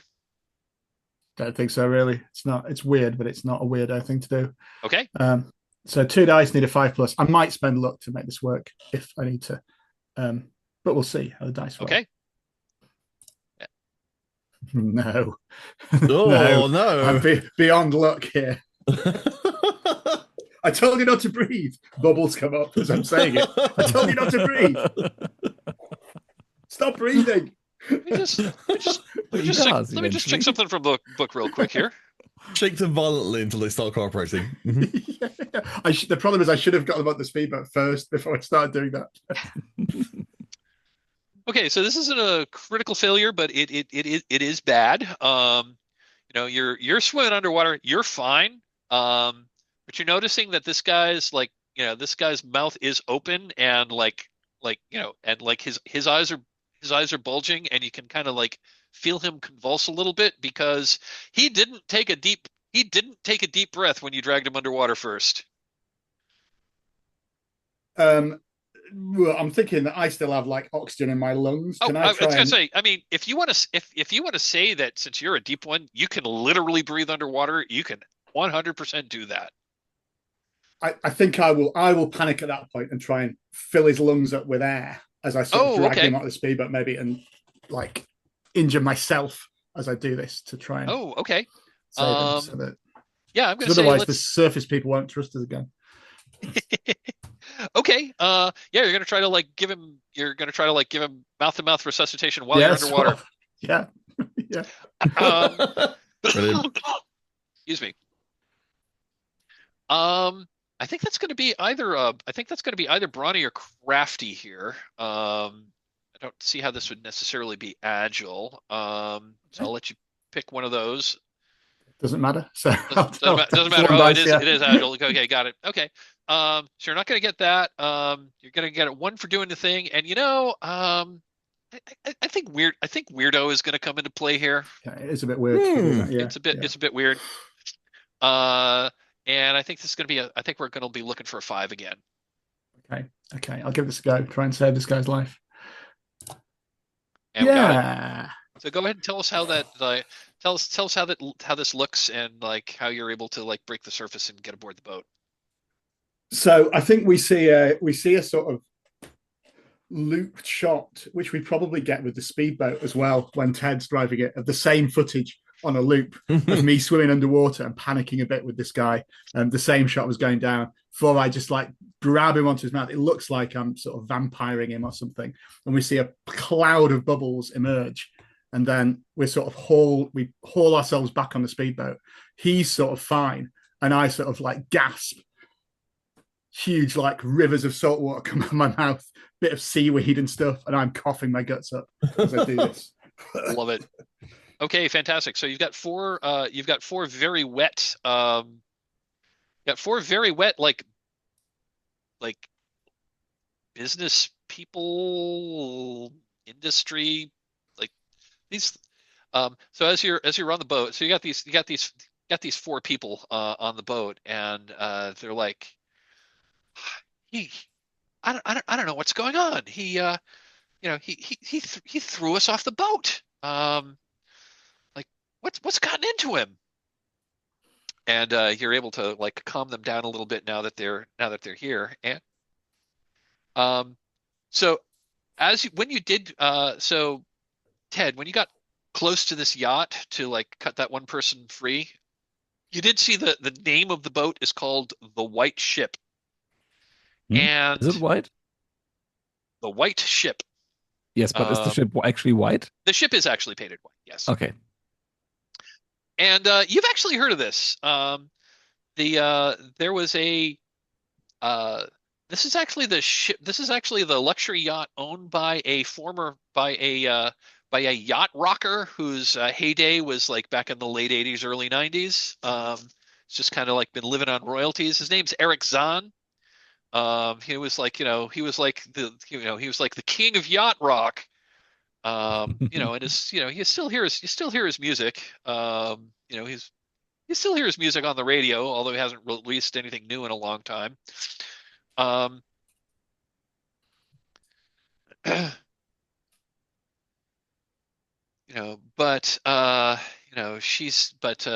These people that got thrown in the water is like, yeah, we were like Zahn, he invited us aboard the boat. We were going to try to like, he wanted to try to like restart his career, but I don't know. It was weird. There was weird music playing, and all of a sudden, a bunch of people came out and like threw us overboard. I don't know what's going on, and clearly, the boat is on fire. At least it appears to be on fire. You're hearing loud music coming from the boat. You're also hearing the occasional scream. What do you do? Is the boat still on fire? Are there people still on board the yacht? There are still. Hey, folks, I need to step off camera for just a moment. I know we just had one. Let's take another 5 minutes. Sure. Sorry for the. No problem.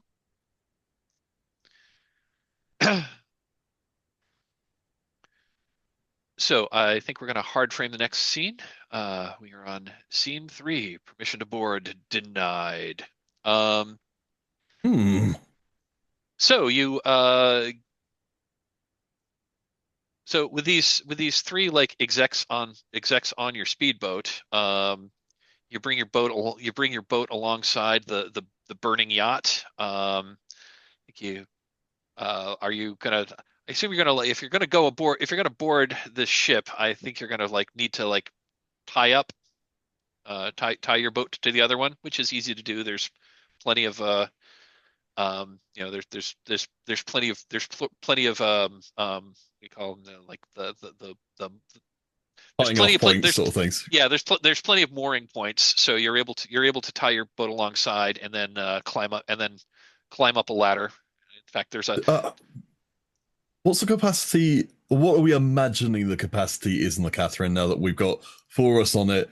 I think 4 people we've rescued. Like, are we going to need to like call other people in? You're probably at max capacity. Eight's probably pushing it for a speedboat. Okay, could we have it given as maybe that we've kind of put out a call for other rescue vessels in the vicinity to come and arrive just too late to be of any extra practical use? You can absolutely do that. Noise. You get on the radio. You get on the radio. You call back to lifeguard headquarters. Like, yep, we got it. We're sending another boat. We'll be there. We'll be there in about 30 minutes. We'll get Francis to do it, and they understand him perfectly. Lassie down the well kind of situation, which is like. Okay, Francis. Okay, Francis. We're right on that. Put the dog on the horn. Yeah, there's a what were those coordinates again? Back at the office, I don't know. It was the dog. I don't like. No idea. Like, I just thought it was adorable. Yeah. So I'm going to say the four of you the four of you climb aboard the white ship. The deck shows signs of a recent party. Wild music continues to thump up from below deck. Mhm. There is a fire that is coming from the engine room. So there's like a door on the there's like a door on the deck in the aft of the ship that's open, and like black smoke is coming out of. That's clearly where the engine room is. Um, so the four of you are aboard. Places you could go. You can try to go to the bridge of the ship. Go to the engine room. There's like the main entrance to sort of like this. There's kind of like the it's not below deck, but there's like an interior there's like an interior cabin.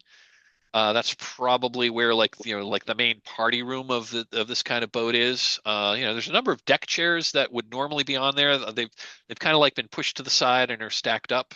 And there's a ladder that goes up to the and there's a ladder here that goes up to the to the main bridge, which is in fact, yeah, that's where the main bridge is. You gotta climb up a little ladder. That's where like the actual person who would be controlling the ship is there. So like above the deck, so you've got a good view around. So that's where you'd actually steer the ship. So you can climb up, go to the control room. You can try to enter the main cabin. You can like look around the deck to see if there's anything else, because it's still pretty smoky here. I mean, time's of the essence. So Mhm. maybe we should split up on this dangerous burning yacht, and we Absolutely. can cover more ground that way. Yes. Should it be perfectly safe? That is totally how they would do it on the show. Yeah. So who wants? So I guess who's going to the engine room? I'm interested to see where the music is coming from. Okay, that's coming from the main cabin. That's what All I'm right. thinking. Me and Francis will go to the engine room, and he's got a little engineer cap for just this kind of occasion. Fantastic. Jan, Jen, what are you doing? Jana's gonna join Ted, but as they're going, she's gonna be asking a bunch of questions about Eric Zahn. Like he's totally old, right? But like he's like got money. I mean, he's younger than me. Oh my God. Wow. You're like my dad's age. So but like he has money, right? And it sounds like there's already like a party going on. So I don't have to go on my date later. Oh, I'm that's just good. saying, like, if this guy is actually younger than you, then it might be okay. That worked out perfectly then. Let's go. How's my hair? Oh, smoky. So smoke it. Okay, so the two of you are going to try to get into the cabin. Gavin and Francis, you are going to check out the engine room. Brody, are you? I'll head up to the bridge. Head up to the bridge to see who's piloting this yacht. What's going on? Got it. Okay, so let's start with Gavin and Francis. So you get to the open door of the engine room.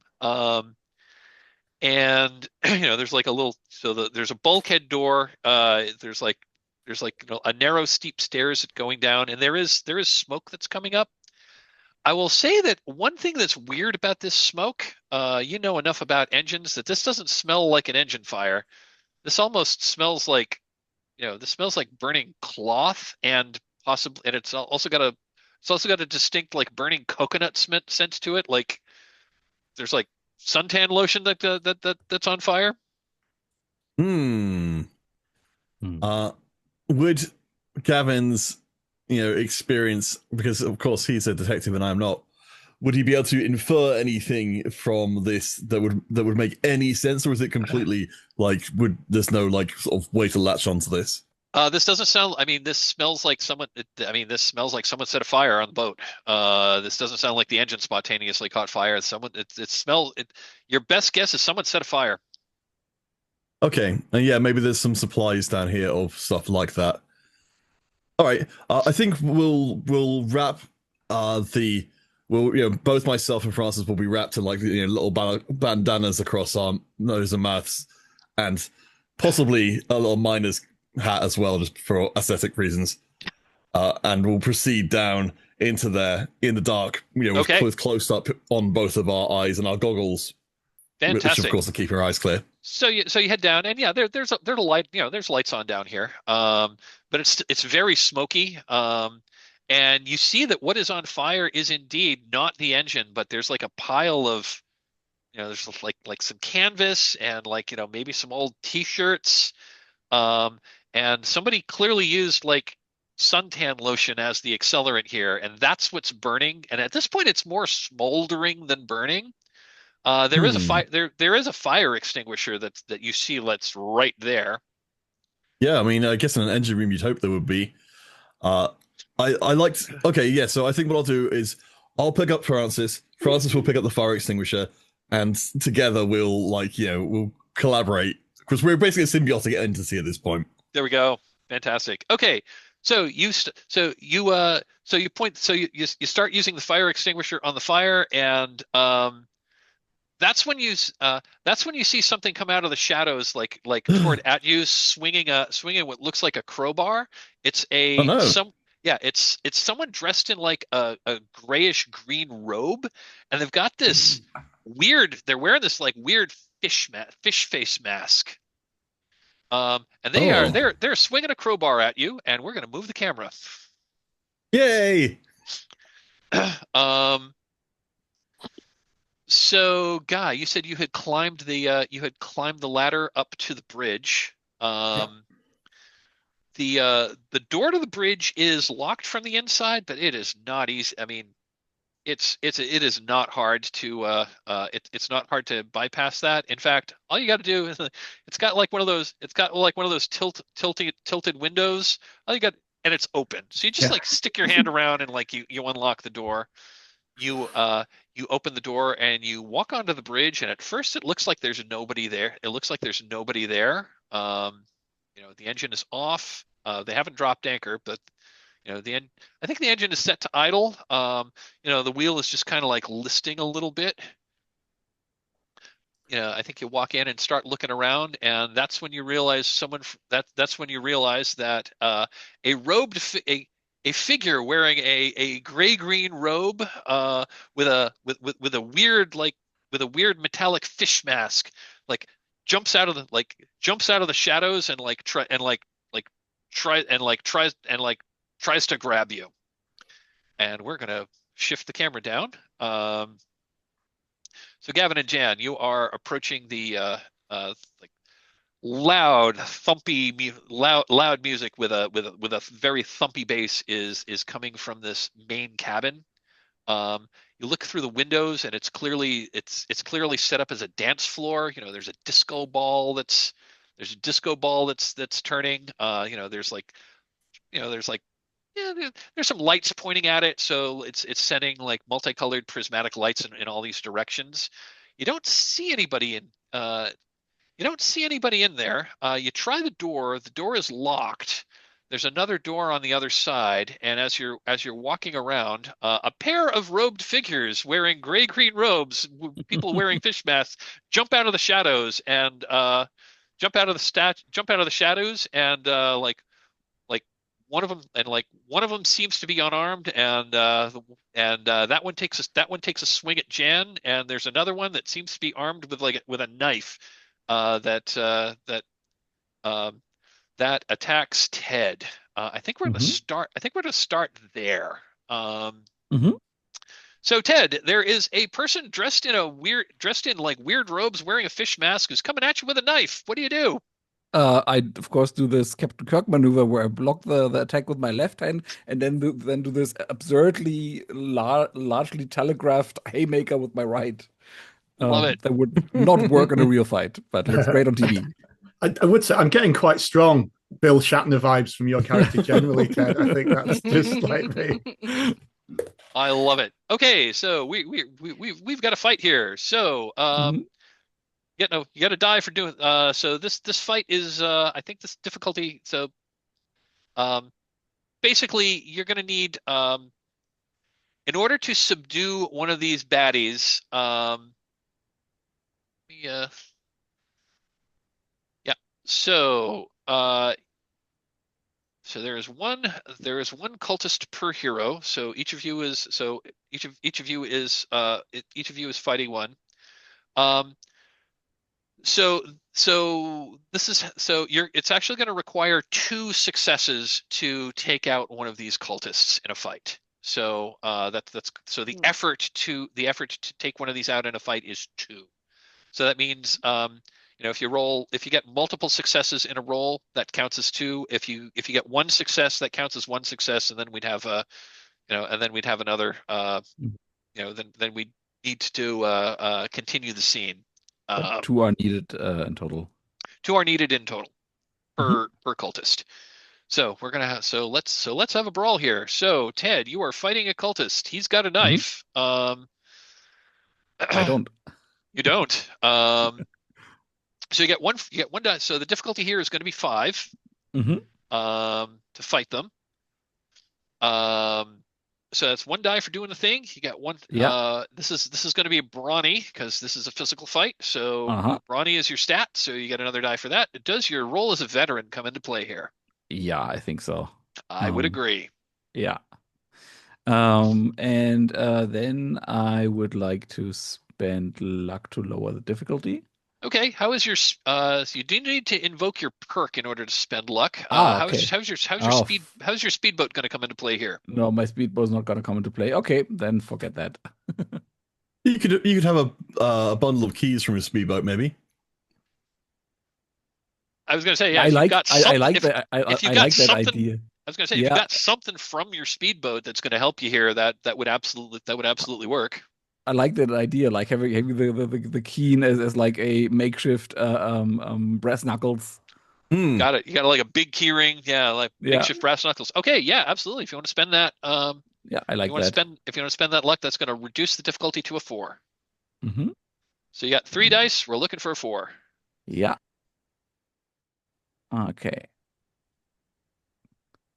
That is 3 successes. That is 3 successes. Oh. Not have needed Wow. the keychain. Yeah. Tell us how you tell us. Like you have. It Tell it us how you looks take this guy out. Yeah, it looks exactly like it would in a TV show. So the block with the left, then this large haymaker, and then the guy just like with a slight twist falls over, and he's selling it, um, and yeah, Got that's it. what it looks like. It's a one You've punch KO. this guy wearing the fish mask. He's now like face down. He's now face down on the ground, and you're kind of like you know you've got Yeah, his he's face down on the ground, and you're like standing on him or kneeling on yeah. him or And, whatever. and I imagine Duncan also doing this thing where like from this very unpractical movement that he just did. He just like pulled himself a bit to far forward, and his shoulders a bit down, and looks a bit awkward, but in a cool 90s masculine way. Like, Love it. Fantastic. So Jan, there's a cultist coming at you. Just, it looks like it's this person is smaller than the one that Ted was fighting. Like probably this person's probably like 5'6" or so, is a little perhaps a little more lithe, and this they're just taking a swing at you like unarmed, like they're just trying to punch you. Yeah. What are you So what are you gonna do? she's not a fighter, so hopefully I can use crafty for this, but she's going to like scream bloody murder at this guy and then just be like, oh my God, not the face. And then she's going to run behind Ted. Okay. Sure. That's You're trying to like psych them out, sort of? Yeah, or... pretty much. Okay. Just the screaming, the yelling, not the face, run behind Ted and hopefully just not get hit. Nice. So I'll just say the module says like how you're trying to deal with it. If you're trying to reason with them or try mind games, unquote. Definitely mind games. That is a crafty check at difficulty 6. I would like to help. Okay. And can I maybe Steph pitch another way that could go? Sure. Is that okay with you? So that you are screaming and you are and he's a bit dumbfounded for a moment, and then Ted just bonks him over the head with the fish mask of the other guy from behind. Sure. Got it. Okay. Yeah. So but the moving part is still you. You're trying to you're trying to distract him, keep his attention so Ted can whack him. I love it. Yeah, absolutely. So that's going to lower the difficulty to a 5. Ted, if you're spending a luck point there. Okay. And so like let's look at dice. Looking at dice, you got 1 for doing the thing. Does your you are using crafty, and does your role as a rookie come into play here?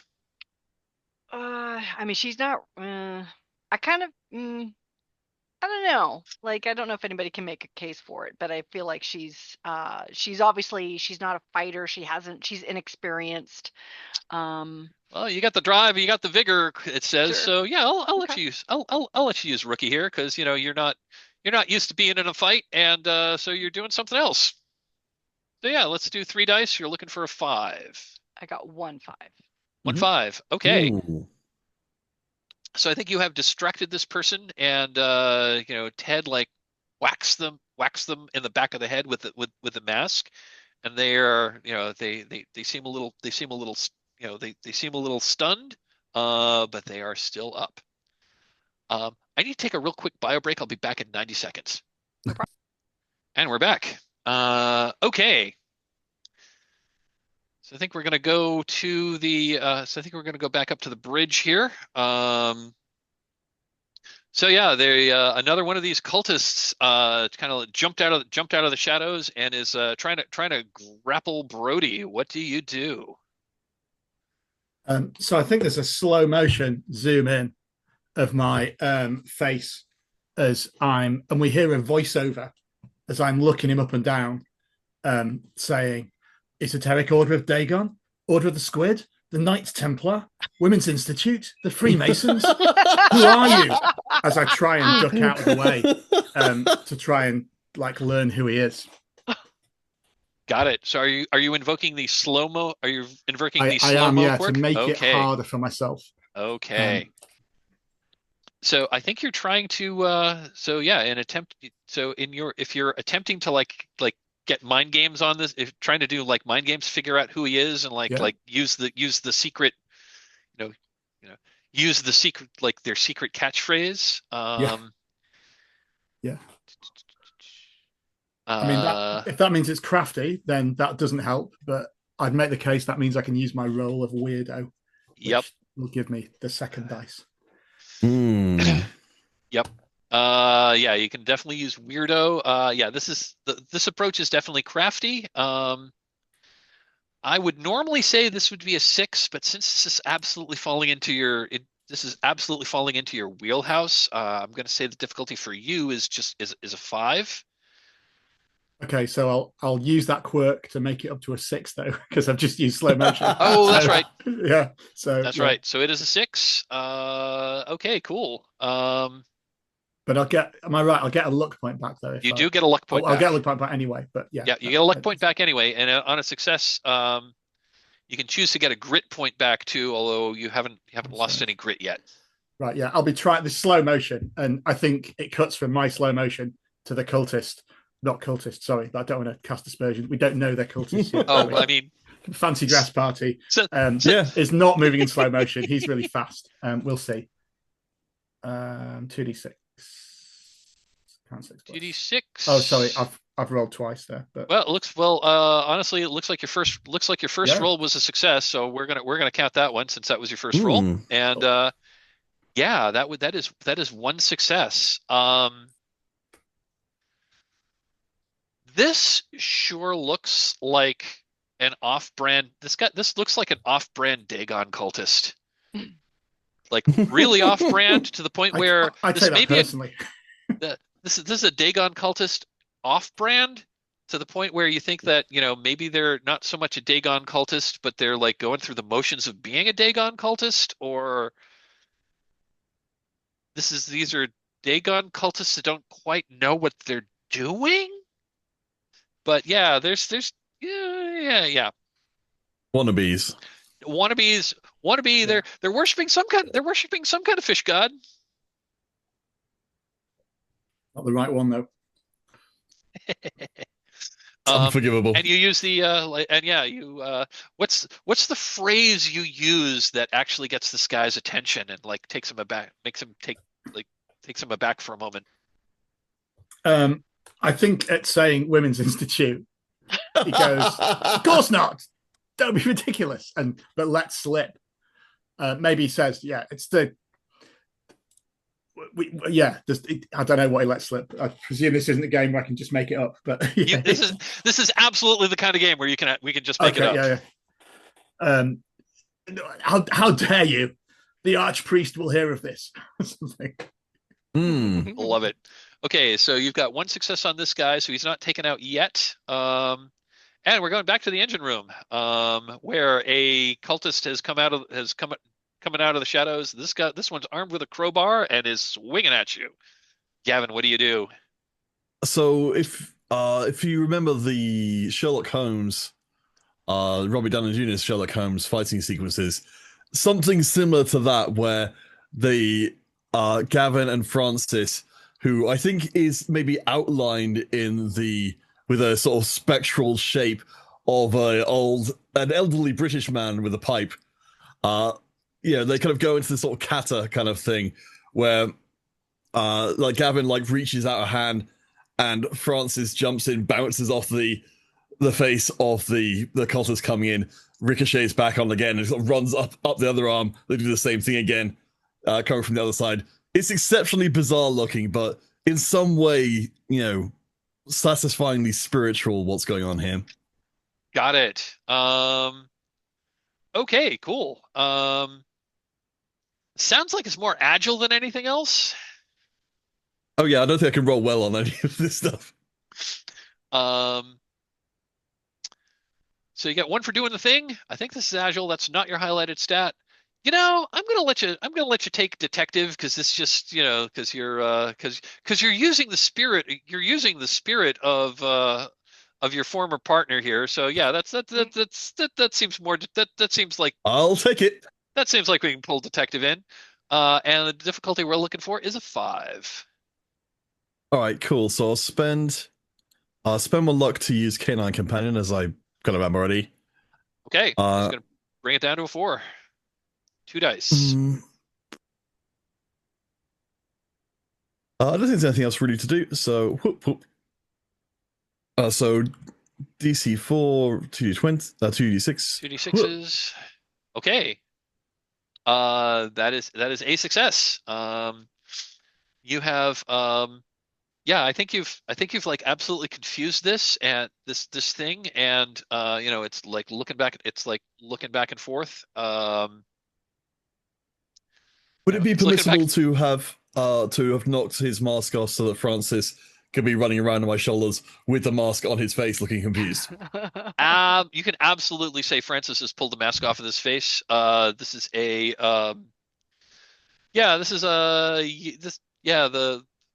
pulled the mask off. This is a young African American guy, probably in his mid to late 20s.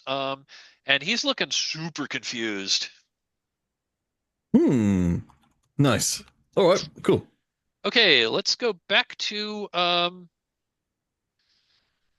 Let's go back to Ted and Jan, who are still fighting one of the cultists.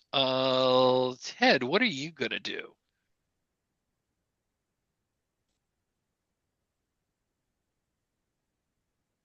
First, I'm going to unmute myself. Um, Hmm. so the first one is dazed and Yeah, one's confused. down. One's basically down for the count. Mm. So before he has time to catch himself, I'm going to like rush him, take him by the scruff, and press him against the wall and go like, "Who are you? What are you doing here?" Got it. So you're gonna try to like manhandle him, Uh-huh. slam him against the wall. Fantastic. Hmm. Uh, yeah, I think the same three Brawny. dice are going to come into play last time. Uh-huh. This is brawny, this is veteran, and difficulty still a 5. Okay. This time I'm going to be a bit more careful with my luck because I'm almost out of it. Um, and it's still one success. One success. Okay, that takes him out because we Hmm. got one because Jan got one success on him last time. So you have taken him out. You slam his face against the wall a couple of times, and it knocks his mask off. Uh, um, I'm going to say, oh yeah, this is a smaller, more agile one. It knocks her mask off, Hmm. and she looks kind of dazed and says, like, and says and says and says, oh, you you're ruining the ritual. What ritual?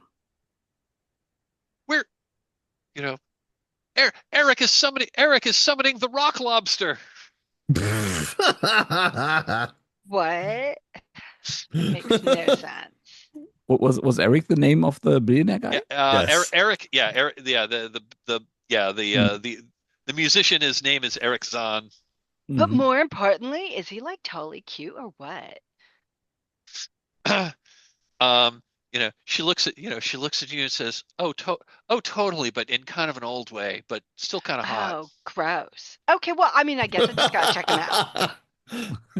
And um and at that the music and at that and it's like trying to summon the rock lobster. That's when you notice that the music that's when the music shifts to Rock Lobster by the B-52s.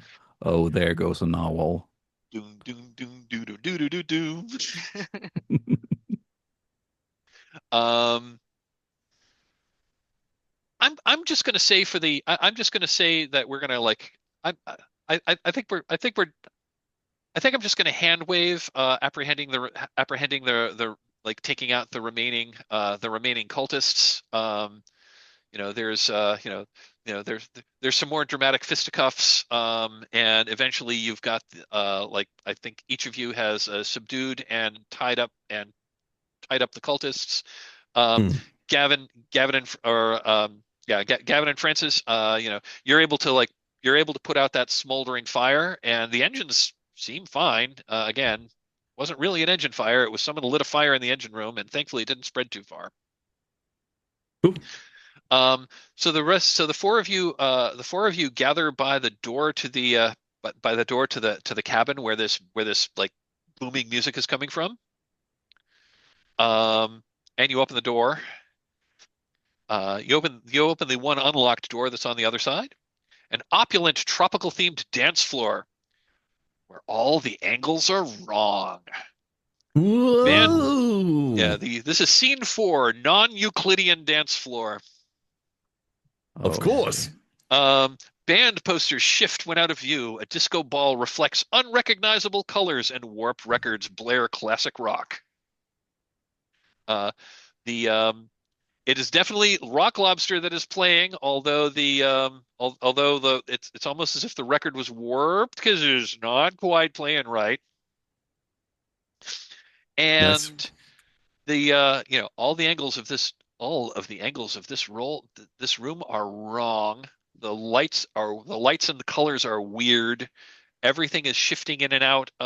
Things are like shifting oddly in like weird psychedelic in a weird psychedelic manner. So the Like opposite back in the there is 60s. the opposite side of the room from where you're going in, there is a door with a set of stairs going down deeper into the ship. Next to that is a DJ stand. Nobody's at the DJ stand. It's almost as if it's playing itself.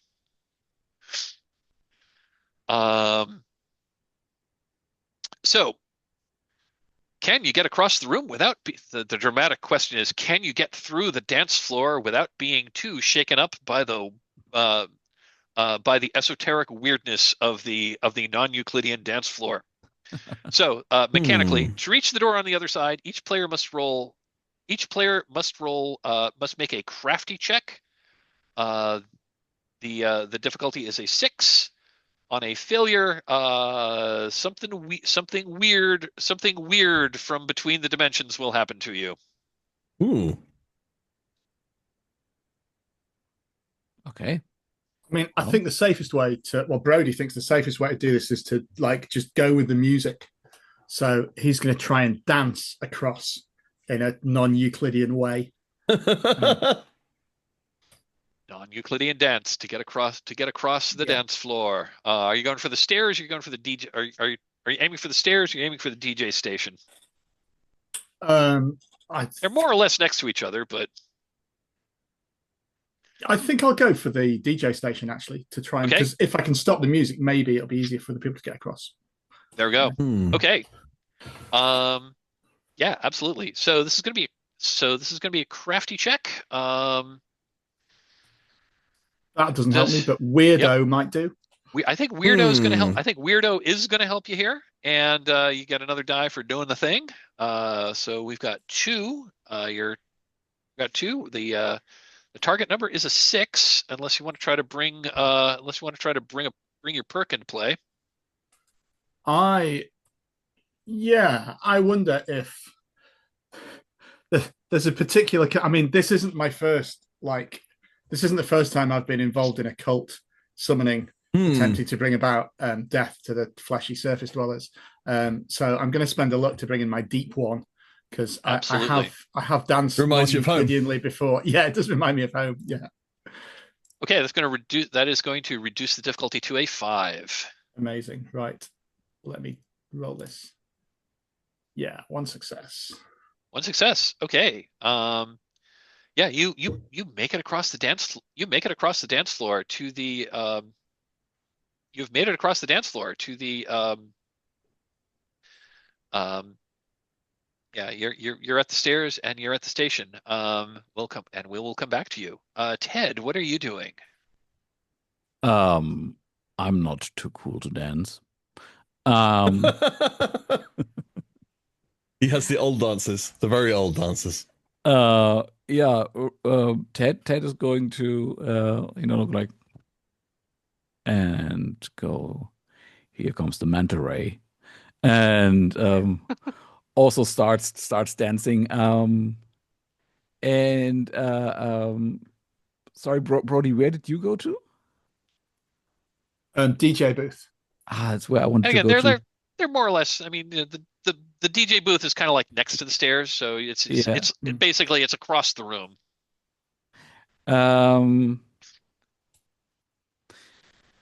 No, I think I'll leave the DJing to the weirdo and go to the stairs, hoping that I can find our billionaire friend there. Okay, so crossing the room is going to require a test of crafty.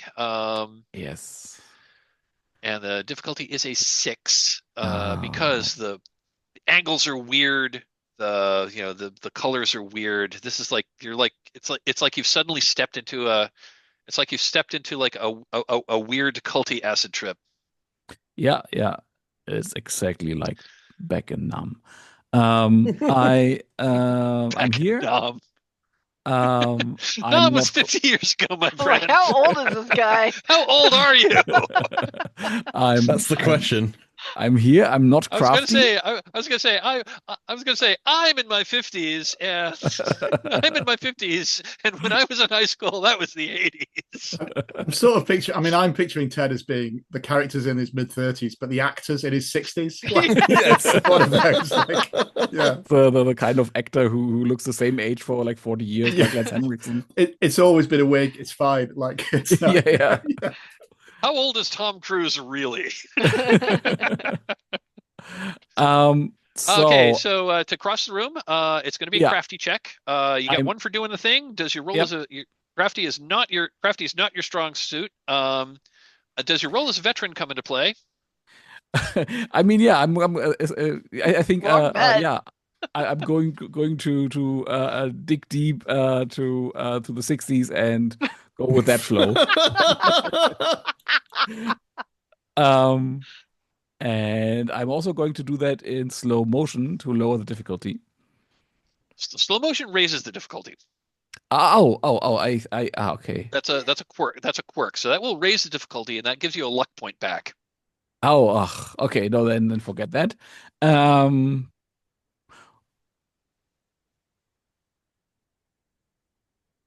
I mean, Just can go. I say can I say that I'm used to unstable ground because of the speedboat? No, that's a bit too far-fetched. I'm gonna throw this one out there. If you want to try to like counteract the music because you grab the air horn from your boat. Oh yeah, that's a cool idea. Thank you. I'll take that one. Um, and then it's a 5 with two That's gonna be dice, 5. You got 2 dice looking for a 5, and and you got a that's a 5. success. It's a Good thing success. I You get brought the air across. horn. Yay. You got across. Fantastic. Mhm. Jan, what is your approach here to get across Yeah, this non-Euclidean so dance floor? yeah, so Jan actually her primary issue is the music because it's old fogey music. So it's Mm. got to be turned off and it's got to be turned off now. So she's going to yeah, just basically she ain't dancing either. She ain't gonna pretend. She's just gonna just kind of book it across the room, heading towards where Brody's at. Um and I will not use my perk just yet. So, Okay. Okay, so you get one for doing the thing. You get one for a crafty. This is a crafty check, so you get one mhm, for crafty. Is your role as a rookie coming into play here? yes, because she really needs to turn off that music. There is drive and just ambition going on here. Fantastic. Okay, that's going to be 3 dice. We're looking for a 6. It's a failure, That's a failure. Okay. Oh, and shit. luck ain't gonna help. I am actually going to roll a die here. Ooh. Uh-oh. It seems like a good one to fail on, to be fair. Yeah, absolutely. Yeah. What happens? I am rolling. Ooh, I got a 6. Okay. As you are making your way across this room, um, there is one of the band poster on the wall. It is there's a band. You walk past a band poster of oh, what's it? What is an old? I'm going to ask you, Jan. What is an old fogey band that would have had a dance that would have had like a that would be a poster here that's of a kind of music that you, Jan, really hate? That Eric Zahn might be into. That Eric Zahn might be into. Let's go with like glam rock stuff. So maybe like Poison or something. Oh, okay, yeah. There's a Like she's a, just a, like there's guys band who look like looks like girls. I don't get it. love it. Yeah, so there's a poster, there's a Poison band poster from like the late 80s on the wall. You walk past that, and the figures on the band that were in there like that were in there like very dramatic poses with all the hair. They come to life and they step out of the poster and they stand in front of you like holding their instruments. Like 3 of them are holding the instruments, and I the player totally blank on the name of the lead singer of Poison, but he stands forward with his with his like mountains of feathered hair, and he says, Makeup. "You can't." Yeah, like lots of makeup, and says, you can't buy us. You can't get by us unless we have a dance off." She's gonna just be like, "My God, you're actually kind of hotter in person. But you're an old fogey. I know you don't look like one right now, but okay, fine. Let's totally do this." So there's a and the music just shifts. God, what was it? Hold on, I'm blanking on the hits of Poison. Yeah, same here. Well, they've got like the one Pour major sugar one. on me? What's that, poison? God. Discography, Poison. Uh,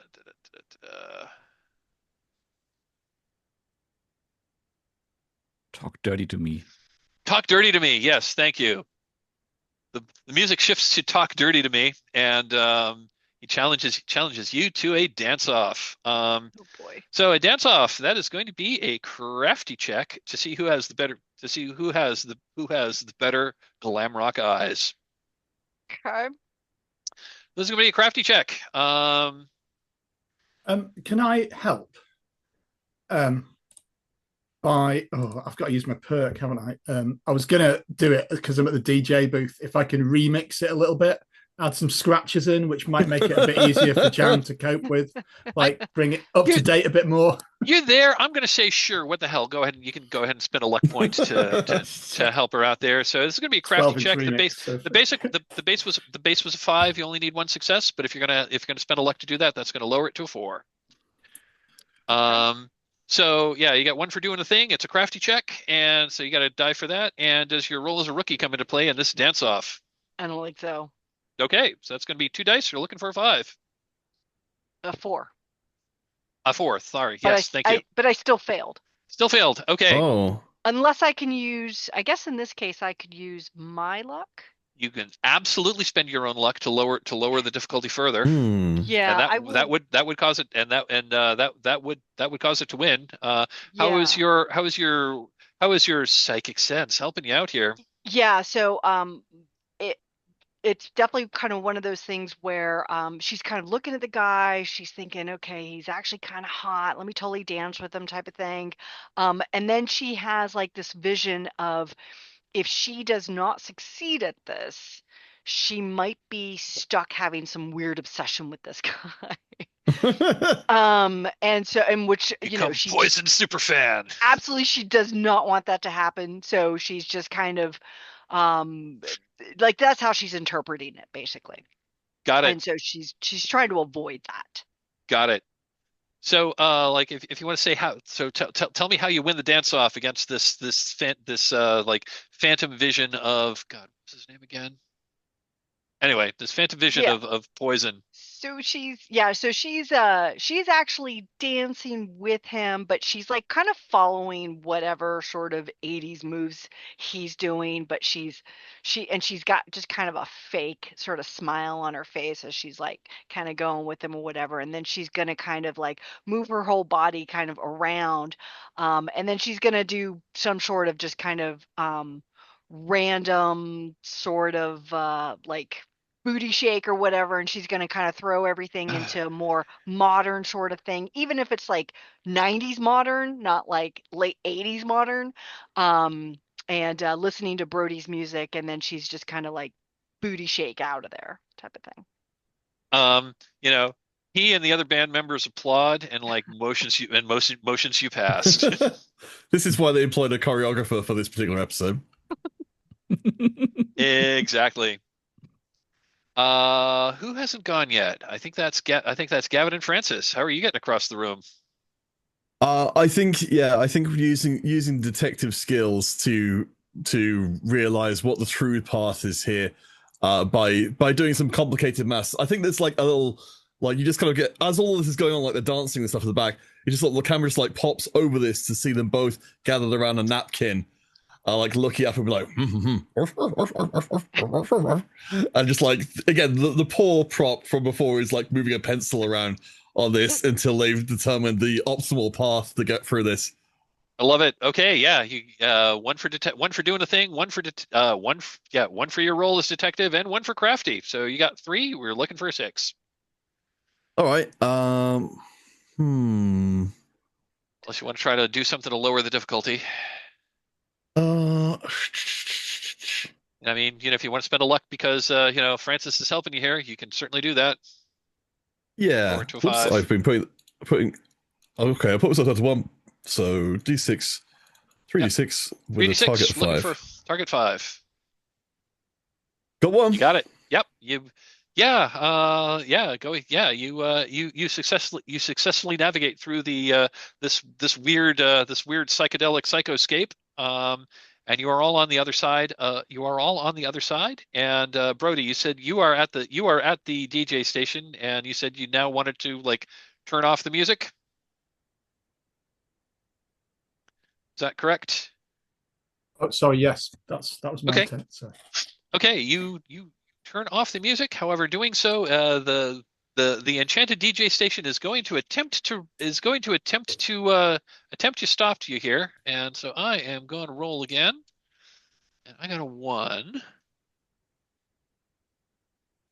As you do this, so as you try to like shut down as you try to shut down the DJ station, the you know all of the readouts suddenly start all of the like the digital readouts that you are doing to like make like that tells you what you're doing, um they all start they all start like shimmering into this like weird this like weird like if you can imagine like the like one of those psychedelic scenes from like a 60s movie. It's like doing one of those, and it's also getting like really really bright to try to blind you. So this is going to be I think this is going to be this is going to be either up to you. This is either going to be an agile check to like try to do this without looking, or it could also be like it could also be a crafty check. I'm going to let that be up to you as to which you want to go for. I'll choose agile, please, because I'm good at Agile. that. Okay. Yeah. So you got one for doing the thing. You got one for you got one for using agile. Does your role as a weirdo come into play here? I think it might do. I think I've maybe DJ'd before in similar situations. Okay. With not being able to see what I'm doing. There we go. Okay, so it's so this is going to be this is going to be an so yeah, this is an agile check. The difficulty is going to be 6, 3 dice. Okay, I was gonna make it harder, but I'm not now because that doesn't work, does it? Right. Yeah. One success. Yes. Okay, yeah, you're able to shut the music down. So the music the music does cut off. The disco ball stops turning. The weird colors stop, the lights shut down, and the music doesn't cut off. It like fades away, but you still hear this like weird distant echo of it, which is just weird. Now the room just looks like a fancy dance floor. Time check. We've got 1 hour left to play, which is probably about perfect. And I assume now you head on down the stairs. That's when you hear and that's now that the music has stopped. Now you hear the sounds of now you hear the sounds of like it's not exactly a struggle, but it's like the sounds of like someone who is gagged going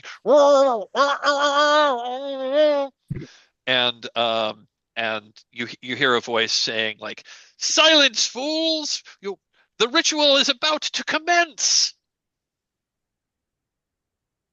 We should So hurry. so we you rush you slow motion down the stairs, probably. so you head down so you head down the stairs. We are now in scene 5, ritual sacrifice for dummies. Um, in a tacky bedroom, Eric Zahn himself stands atop a king-size bed. He holds an ancient tome in his hands and looms over two figures who are tied to wooden chairs and are also gagged with like a bandana tied around tied around their mouths.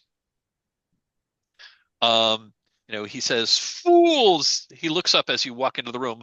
"Fools, you are too late. Arise, my Chthonian crustacean! Arise and obey!" And the bed that he's standing on was apparently a water bed because erupting out of the water bed suddenly comes this horrifying creature. It's like a giant lobster, except it's got 4 claws and altogether too many legs. Whoa. Um, a horrifying creature, a giant lobster bursts from the waterbed. A horrifying creature emerges, armored and highly annoyed. You can just tell. It turns towards Zahn, smacks Zahn across the face, knocking his captain's hat off. But then it turns to you.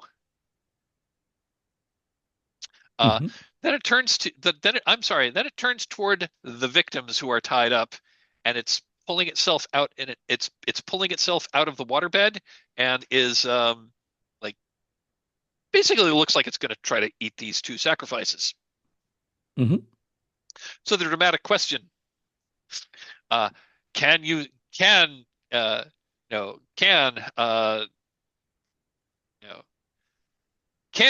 record executive DJ Reiser and Zahn's personal secretary Heather Meinlitz be saved from the rock lobster? So given time, so to defeat the rock lobster, it says it's going to be 2 hero tokens per hero. Or 2 effort tokens per hero. I'm gonna reduce that. I'm going to say it's going to take 6. It's going to take a total of 6 successes to defeat the rock lobster. Okay. So there are like a bunch of things that you could try to do here. Tell me how so I'm just going to go around the room here. Jan, what are you going to do to try to defeat the rock lobster? I feel like Jan would just look at Ted and just be like how many of these have you run into before, and how do we defeat them? Ted has a record of Blue Oyster Cult's Don't Fear the Reaper in his hand that he took from upstairs. Like, you can't stop the music. You gotta wrangle the music. Put that one on. And hands you the record. It's the same beat, 4/4, but it's more dead rock. Okay. Okay. So I think that's what I think. Okay, Jan is actually going to go and put music on for some sort of inspiration for maybe Ted. I don't know if the others are going to be. It's magic. It's not inspiration. Yeah. Just not really understanding, but just doing whatever Ted says in this case.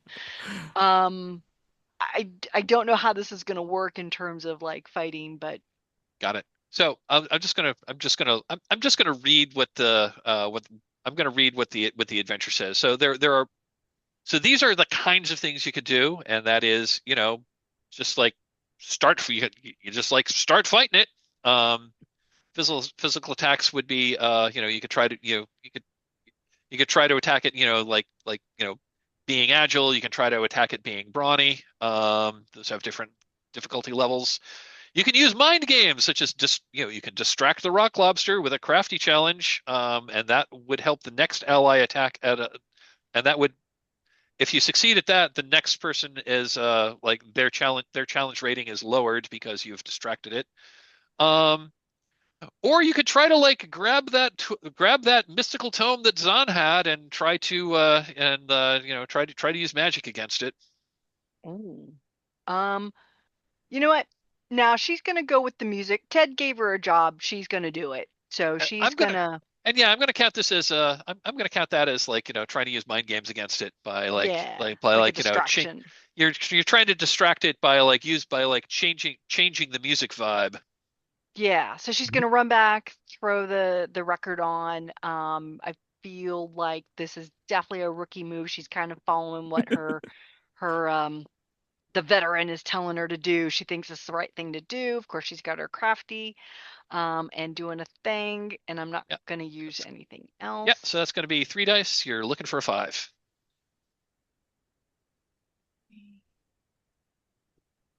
And you got a 5. Yeah. Nice. So don't fear the Reaper comes on. Do do do do do do do do do. And the Rock Lobster looks even more annoyed at your choice of music. So for the next round, you're like things you're trying to do against the Rock Lobster are reduced in difficulty by 1. Mm-hmm. So that was awesome. Nice. Ted, what are you doing?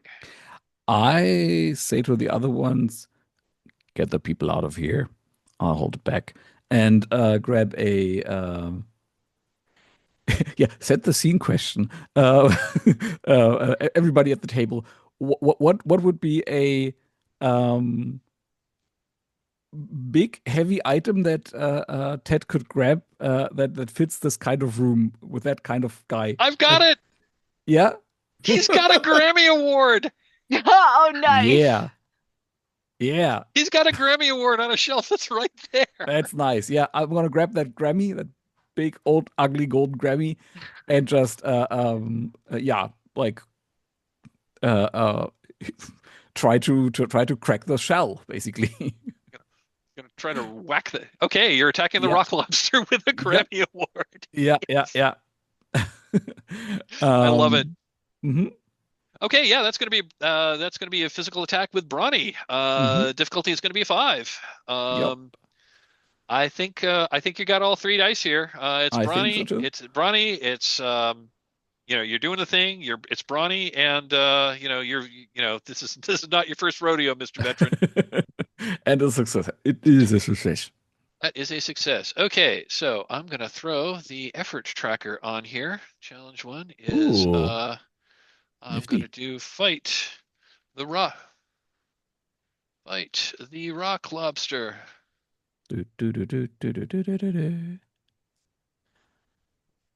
Oh no, we have a different song playing now. Oh yeah. And of course, I'm whacking it to the beat of the cowbells. Absolutely. Of course. Because I got a fever, and the only cure is more cowbell. Defeat.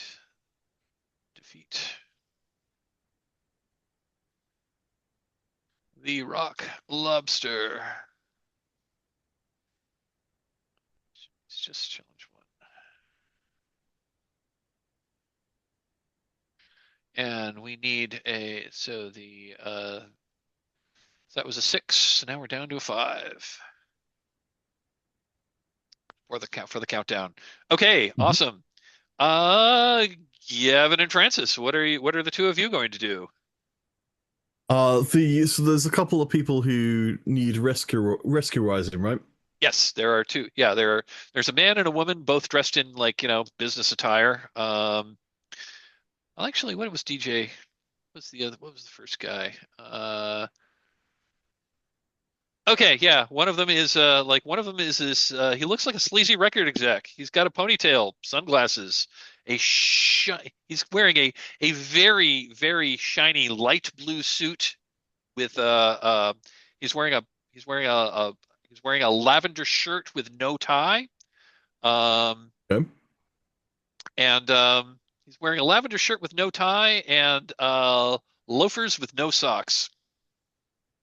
The other person is a is middle-aged woman. Looks like she's probably in her mid to late 40s. Dark hair, dark clothes, dark sense of humor. Her hair is in a Sorry, how can I tell that from a point of observation? I was just reading the description here. Her hair is done up. Her hair is in a very conservative updo. Very stylishly dressed. And yeah, she is also, and the 2 of them are both tied to just wooden. They're like they're both tied to wooden chairs. All right, yeah. Yes, I do agree. Ted, the one of them seems far too obnoxious to live. So I think, yeah, I think myself and Frederick will get to work untying these things, all the while talking to them about how we think that Ted is hiding something from us and that he's got some sort of dark secret. Okay then. Um, so yeah, I think untying them, I think that's going to be yeah. So untying them, I think this is good. Like removing the human sacrifices, I think is going to I think that is going to be. I think that's also going to be a blow toward the rock lobster. So because he's not gonna do anything unless he like unless he gets his human sacrifice first. So that's going to be I think that is going to be a crafty check. And so one for doing the thing, one for crafty. Is your role as a detective coming into play here? I mean, people being tied up, I guess, like, tangentially, yeah. Yep.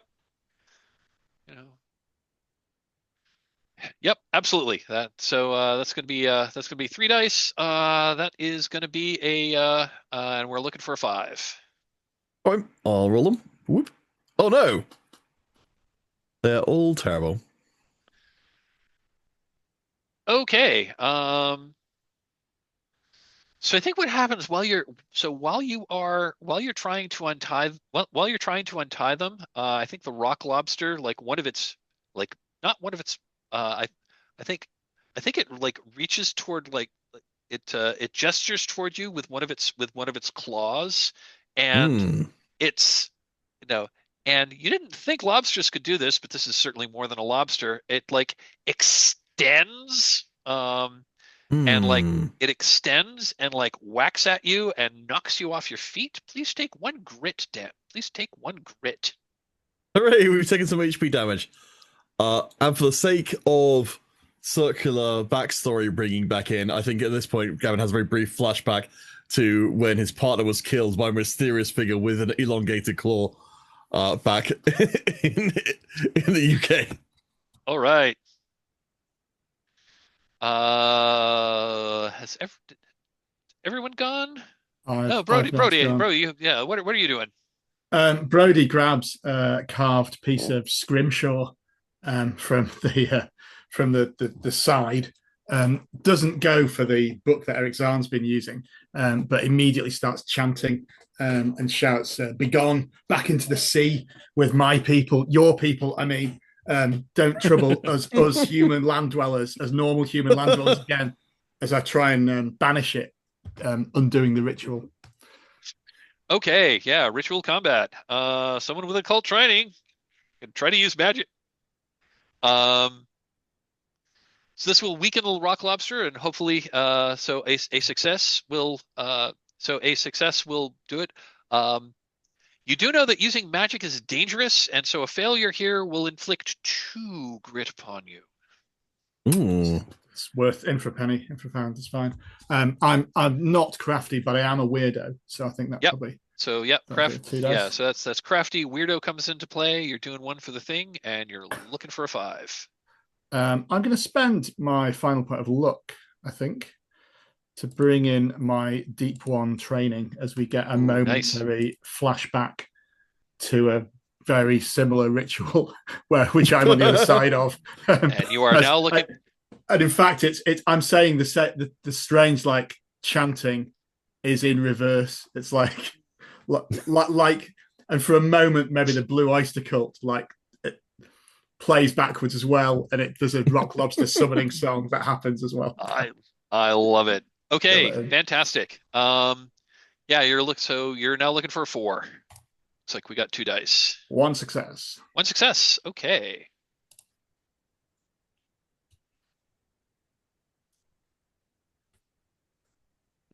I think that's everyone. Yeah, Zahn picks himself up off the floor and he says, "No, master, I am on your side. I'm on your side. What, please, like destroy these unbelievers." and the beast continues. I think we're going to come back around to Jan. You are not in the room. You'd gone back to the DJ station, but what are you doing? How If you want, close is she to say like the kitchen or, what would be known oh, as the kitchen? the galley. Yeah. Yeah, yeah, that's also down the stairs. Like the bedroom was one side, the galley was the other. Okay. I think she's gonna run in there and start looking for like a crab cracker. Absolutely. You find. I'm going to say you run in there. You find, and yeah, you've. I'm going to say sure, you got one. What do you Okay. want to do? And then run back up and just start making threatening gestures. I'm going to boil you. You're going to be tasty with butter. Yeah. Absolutely. Okay. So that's that. I think that goes with mind games, more distraction. So mind games, more distraction. So yeah, it's going to be a crafty challenge. Uh-huh. And are we at 4? The base at the moment is Is the count 4 or is it 5? um let's see. Distracting the rock lobster is a crafty challenge that helps the next ally attack at lower difficulty. Oh, I forgot to do that last time. I'm gonna say I'm gonna say the base difficulty here is gonna be a 5. Okay. And No. a success here is going to lower the difficulty of the next person who acts against the rock lobster. No, not gonna work. Okay. Um, the thing looks at you, and you just feel in your psychic sense, it like bores into your mind, and you just feel it say, "No, you will taste good with butter." Ew. And take a grit, please. Okay. Let's move on to Ted. Mm-hmm. Um, yeah, so one of the sacrifices is being freed right now, right? Yeah, Um, yeah, yeah, Gavin was attempting to free one of the prisoners, although the rock lobster like knocked him over while he was trying to do that. hmm. Um, then I'm going to position myself between him and the rock lobster. So he has free hand and just go time for more heavy metal and whack it once more. Okay. Gonna be another brawny check. 3 dice. I forgot to give you the bonus from last time. I forgot to give you the bonus from playing Don't Fear the Reaper. So Oh, so I'm gonna give that to you now. So it's gonna lower the difficulty from 5 to a 4. 3 dice. Looking for that is 4s. tempting. In that case, I will invoke my unlucky quirk Okay. and take Take a take luck point. one Take a luck one point luck and back. that back to 5. Okay. Mhm. And that's still a success. Still a success. Fantastic. Uh, And the unlucky is I think maybe by now the Grammy is slick with brine and lobster gunk and it just slips out of my well slips it's out just of your like hands. yeah and that sticks in the rock lobster and oh great. Oh, okay, yeah, you've lost your weapon. Yes, I need to step off camera for just a sec. sure. I will be right back. Let's see. So Ted is gone. Jan has gone. Um, Gavin and Francis, what are you doing? I think because it seems more fun when stuff fails than when stuff succeeds in the system. So I think this is the time for Gavin to have a engage really with his Christian Bale persona, and he just starts shouting and strides over to the lobster and starts kicking it and throwing things at it in an attempt to take his revenge for the demise of Francis the original. Okay, so are you so when you're fighting him, are you like standing back and throwing things, or like I don't know, if you want to say you've got a pistol, you can say you've got a pistol and to start taking bot shots at it. You are after all a detective. Or do you want to get in and start actually bashing, and like start physically bashing it with something? No, I think he's just gonna like leap on it and start like trying to punch it in the eye, because that's just it's like a pub brawl kind of thing where he's like grabbing onto it and trying to like roll around with it and just like punching in the ribs and stuff. Stuff that probably wouldn't work very well on a crab. I mean, it's a lobster. It doesn't have ribs. It's got an exoskeleton. That's why it's probably not going to work very well. But it does have eyes. They're on the ends of eye stalks, which actually makes them easier to grab. Yeah. I think I'm poking it, like trying to rip its eye stalks off. Yeah. Okay, love it. Okay, so gross. So you like jump onto the rock lobster and try to like pull its eye stalks off. I love it. That is absolutely going to be brawny. So it looks like your stat is crafty, so you don't get one for that. You get one for doing the thing, and I think your role as a detective comes into play because it says because you know how to fight. You may not know how to fight a giant lobster, but you know how to fight. So I got 2 dice here. Who does know how to fight a giant lobster ultimately? There is that. Yeah, absolutely. Bashing him with a Grammy. All right. Heavy metal to the rescue. Yeah, so this is going to be a brawny test. That is going to be, we're looking for a 5. All right, cool. Got 2 dice. Let's try it. All right, I failed. I'll spend my last luck to have Francis come and bite it in the leg. Love it. That lowers the difficulty to a 4, which is a success. I'm gonna say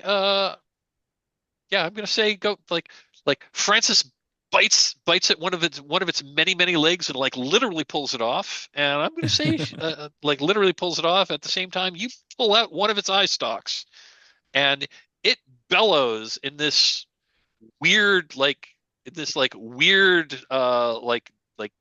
does not sound like it's not a sound a human could make. It makes this like weird echo reverberary screeching noise. I think that's the same screech I heard on that night. And Brody, what are you doing? I am continuing the chanting. However, Francis has run past me and shed some of his hairs onto me. So I'm trying to, but you can see I'm on the edge of a sneeze and my eyes are beginning to water as I'm trying to hold it together as my allergies kick in and make it a bit harder for me. Okay, you are invoking your quirk to make it harder. Take back a luck. Okay, and I need so this is going to be a crafty check if you're continuing to use the chant. But that's going to increase the difficulty to a 6. Yeah, and weirdo kicks. Oh no! Weirdo comes into play. It's a failure, and I can't save it. Ooh, yeah.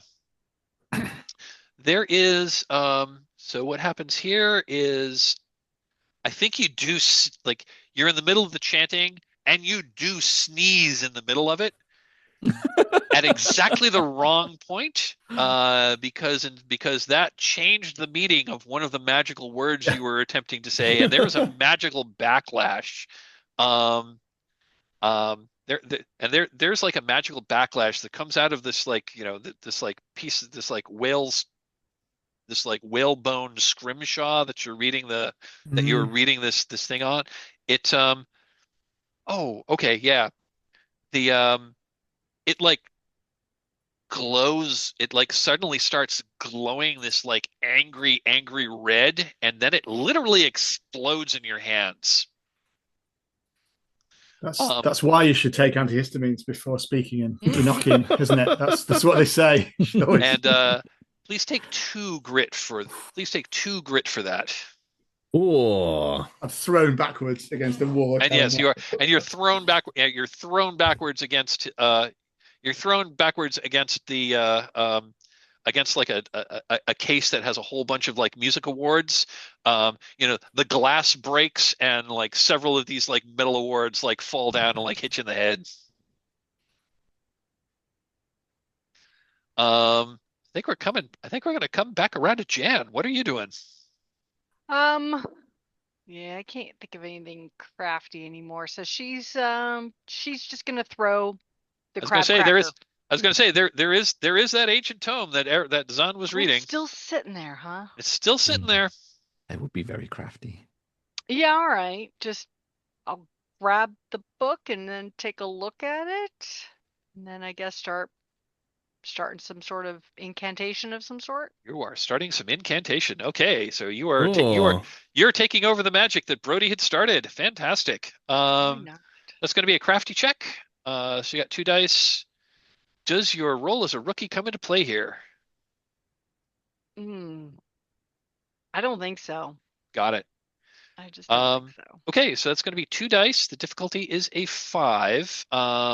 I will note that a failure means you're going to take 2 grit in magical damage. I got a 6. Ooh. You got a 6. Fantastic. Nice.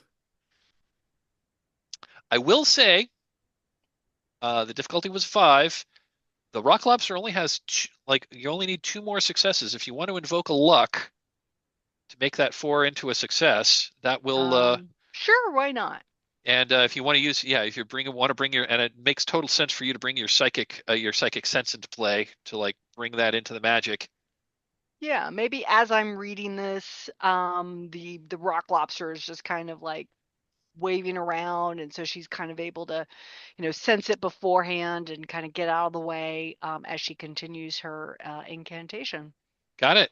Well, that's going to be 2 successes then, and that is enough to banish the rock lobster. Speaking the incantation over the guitar solo. Oh, that was a deep cut. So yeah, you have banished the rock lobster. It so there's this like swirling vortex that happens like in what was left of Zahn's like waterbed that like pulls the rock lobster into it. But that magical vortex is like getting larger and bores through the bottom of the boat and starts to pull in the boat itself to the point where it like gets into the water and starts to turn and has turned into this like big whirlpool. Let's get you freaks out of here. So the yacht slips far below and it pulls the yacht down. You grab the 2 victims. At this point, you're able to like cut through their ropes quickly. You get to your speedboat. You cut the lines as the yacht slips below the surface of the sea, caught in a vast watery vortex. All kinds of other debris is coming up and is swirling around. So basically, how do you escape the whirlpool? So I'm going to say that you're able, like, you need to get the boat is broken apart. Your speedboat is there, kind of like swirling around, but you're not on it. You're in the whirlpool. So how will you escape the whirlpool is the dramatic question. The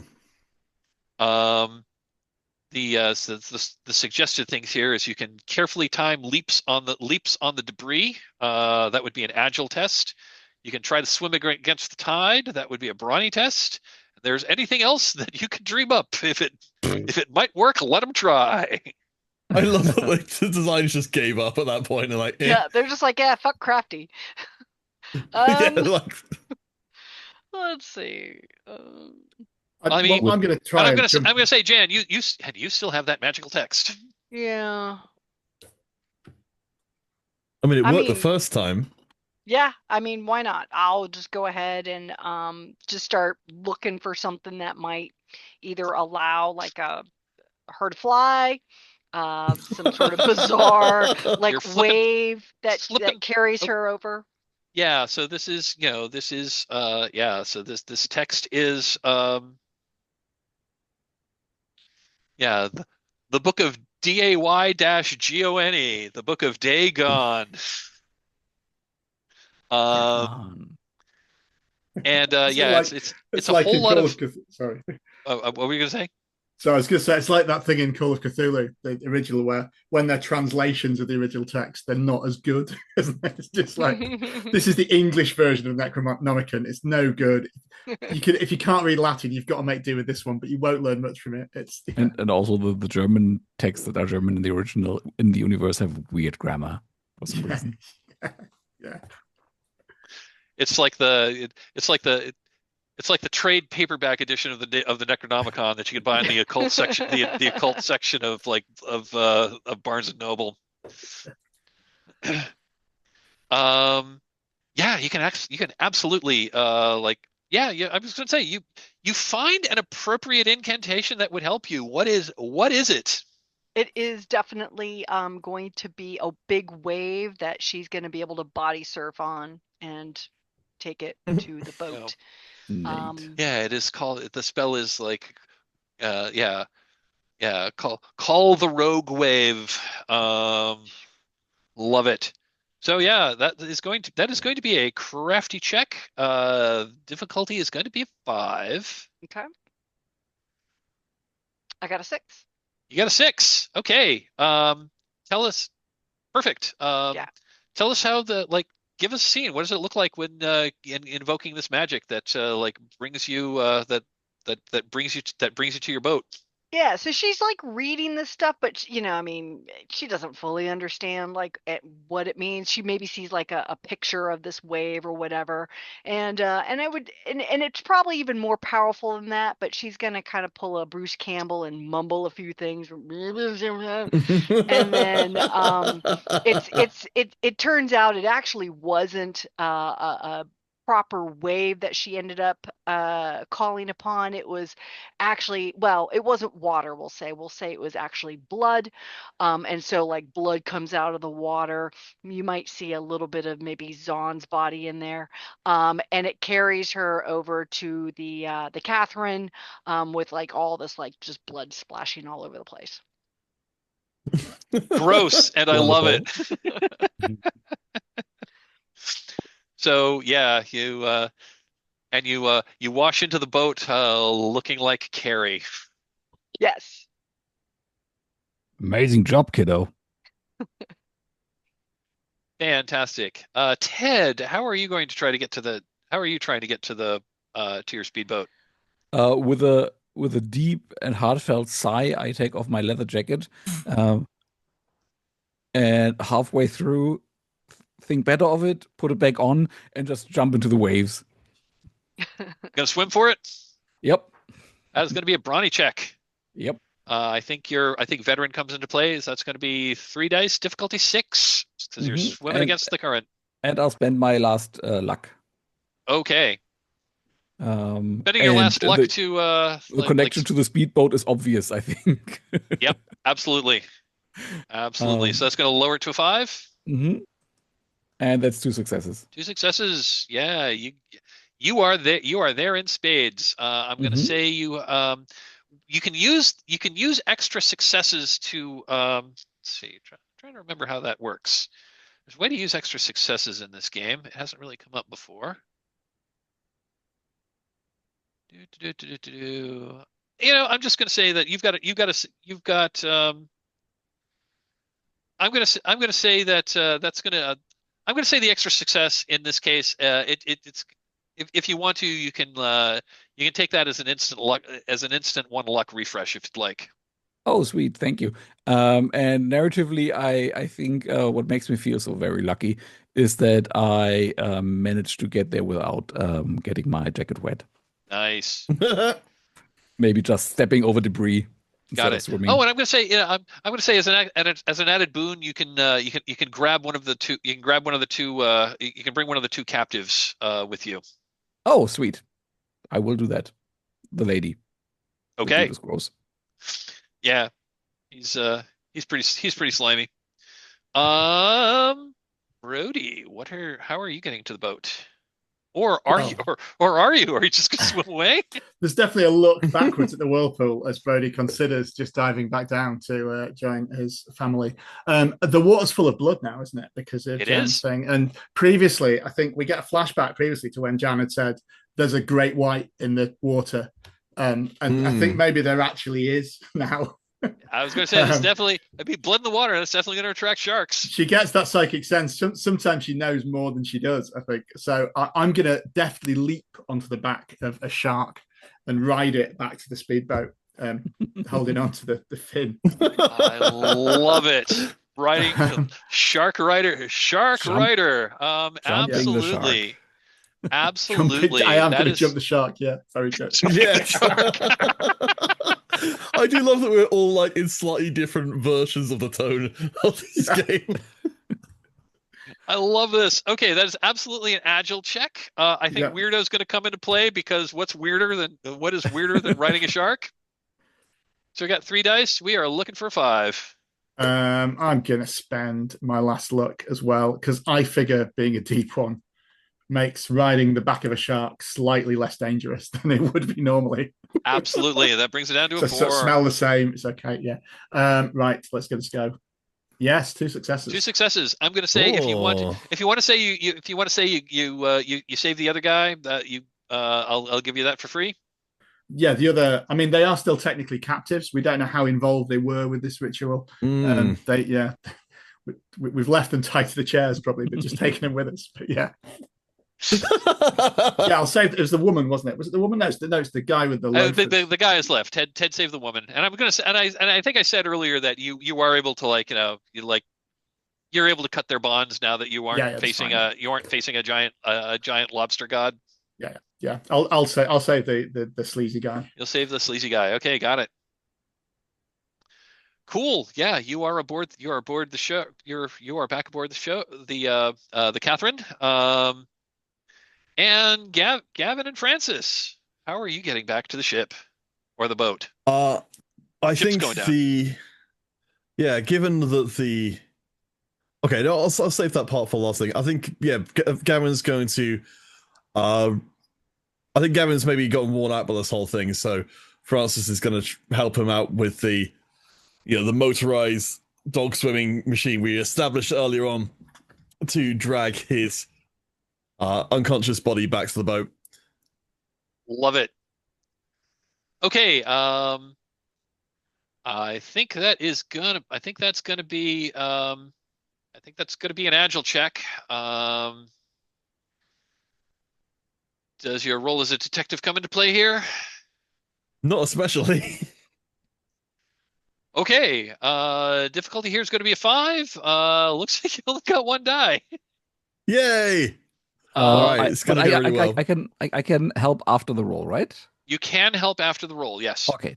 Mm-hmm. I am probably going to need it. Yes!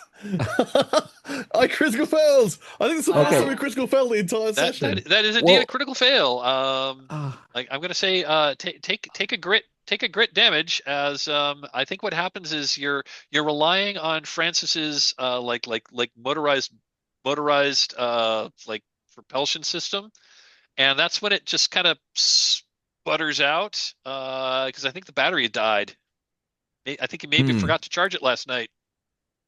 So you got Francis doing the dog paddle, trying to drag you along in a whirlpool with all this debris going down, and like you're going down. It's like you're like going faster and faster and faster down the drain. Amen. Ted, what are you doing? Um, I'm saying, hold on to your butts, folks, and steering Catherine deeper into the vortex to catch Gavin. Love it. Like maybe Clunk, clunk, throwing clunk. him a rope or an anchor or something. Love it. That traditional it. flotation device. Yeah, I'll be shouting, be careful, Gavin. There's sharks in the water now. There really are this time as well. Or So even Go on. even better, just min-maxing our stats. I'm going to turn to Jen and say, kiddo, I need you to hold the craft. Because I think with her craftiness, she'd be better at it. And then I brawnily catch him out of the water, like pull him out of the water.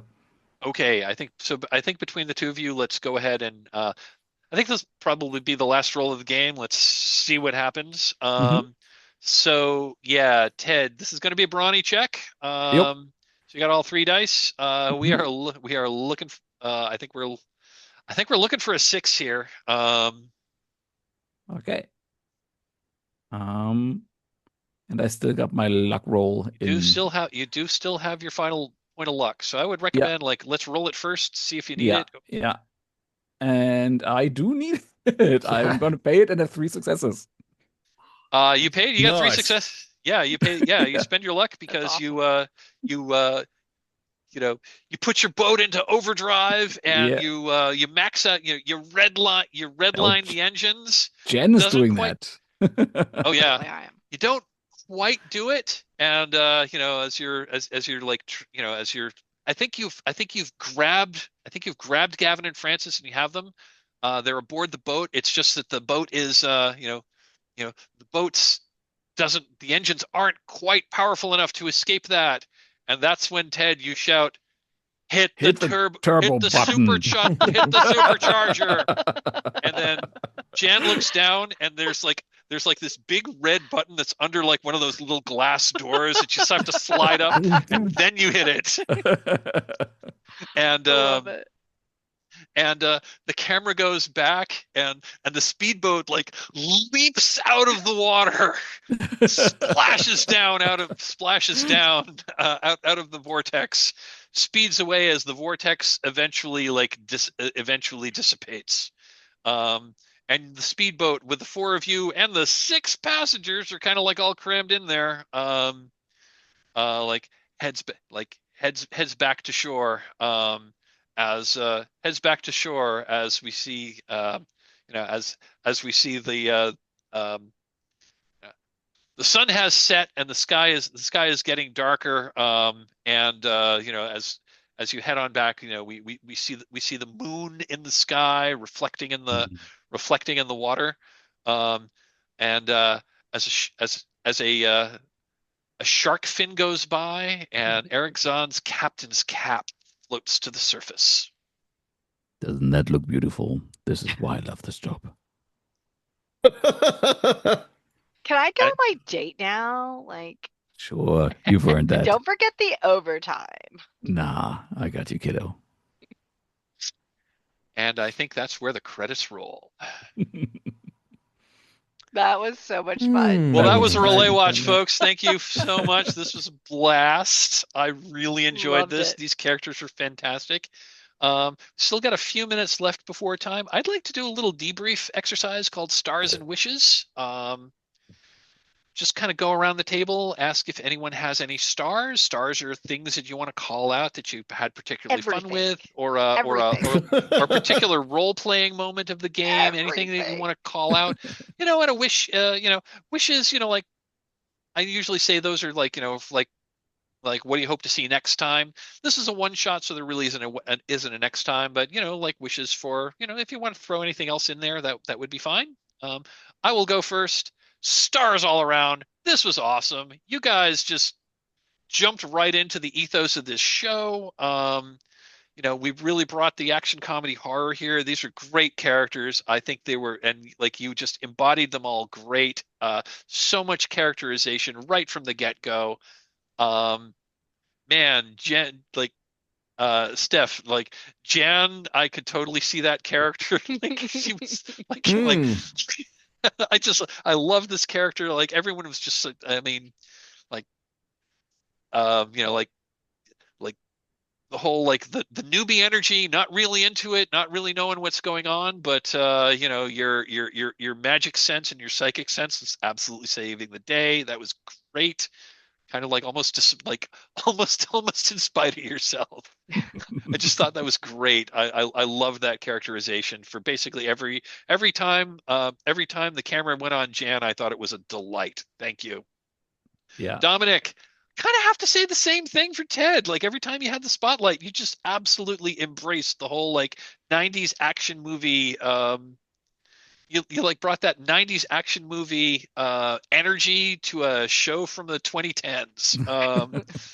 That was just like super duper fun. I loved his whole like I love his whole like stone cold, just like I'm gonna do this now. Absolutely perfect. And like having the souped up speedboat, that was I think the perfect accompaniment for this character. Super duper fun. Loved every moment of screen time you had.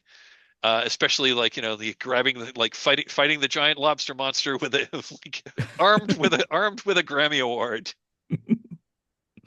Yeah, that was fun. Guy, oh my God, I loved Brody, the whole deep one thing. Yeah, just so much fun, so much fun. Love that.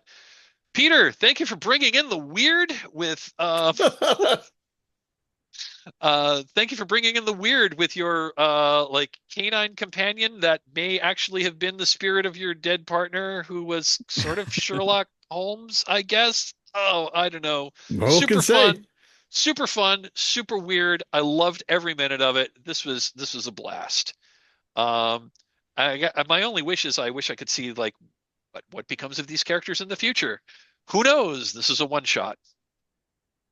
Those are my stars and wishes. Thank you, everyone. This was super fun. Anyone else like to go? I'm happy to call on people if no one wants to step forward. Just a +1 to everything you said. And I don't think I need to see more of them. Like they were perfect for one shot. And I think that's a perfect like moment to just end the story. But I particularly like the like Valley Girl energy that Steph brought. And I love the the weirdness of Brody. Like this jumping the shark at the end. That was great. And of course having a robotic companion dog that like I think brought a little Doctor Who energy into the thing, or like in general like BBC TV shows. I was And definitely leaning more into trying to play the dog as time went on more than the character I brought in. yeah. And I just like that we pulled quite a few different inspirations together into one fishy soup. Thanks everybody. I think it was actually really so I just kind of felt like as players and of course the GM, like we all had the right vibe and we were all able to play off of that vibe. And then of course just bringing in all the retro references, I think just really took it to the next level. I don't know if that's like kind of a normal thing when you run these games, but I definitely just feel like we had we were like the right team for this. I will say for a wish, and this is more for the game itself. I did struggle with the whole crafty aspect, and I don't know if it's just like because I kind of thought later, and I was like, yeah, I probably should have like gone agility. So I'm not really sure if maybe it's just would take time or a little bit more kind of examples or whatnot. But there were definitely a lot of times where I was like, I have no idea how crafty's going to play into this. But that was really my only thing. Yeah, I would say the same thing as well. It's interesting because I did have agile and I found myself rolling crafty quite a lot. Oh, funny. So, Yeah. but And I was just like, damn, really I need agile. That's what I need. Yeah, the problem is that it boxes you in. I also had a few moments where I had really good ideas for crafty or agile, and I was like, nah, can't do that really. I mean, I can, but then I'm gonna lose the dice, and who wants that? Um, yeah. Yeah, it's good. I mean, I really like the game. +1 to what everyone said. I think we all got. I like that we all had the same vibe, but it was. I think somebody said it before. We were all slightly different. It's like a writer's room thing, isn't it? Where they've cut it from different things. We all had each of our characters had a slightly different focus, so it didn't quite add up, which all worked quite well. I also like that we played it as a one shot, like we were all in one shot mode. We've got 1 point of luck between us at the end. Like, Yeah. Yes. Drive it like we stole it. Just go through, and I think a lot of this is on you, Mike. I think, but there's often a thing, I was thinking as we're going through it, there's often a thing with story games, quote unquote, that you think we rely on that sort of, it should be an open world thing. It's the apocalypse world, follow the players around, anything can happen stuff. And it was really nice that this is basically a linear sequence of scenes with cool stuff in each one. And that's perfectly fine. It was great. It didn't matter at all that what was going to happen next was what's next in the scene. It's fine, isn't it? There's enough stuff to make a good story with a framework that is scene in a line. That made me think a lot about, actually, you can do that with lots of things with one shots. But it also gave that TV feel, right? So Yeah. cutting to the scene, we had commercial, whatever. Yeah. And so, I think it was really easy for us to fall into that, which was good. Yeah. Cool. Thank you. Oh, Peter, any thoughts? Yeah. From my end, yeah, I think it felt like the group elevated the material really well to being from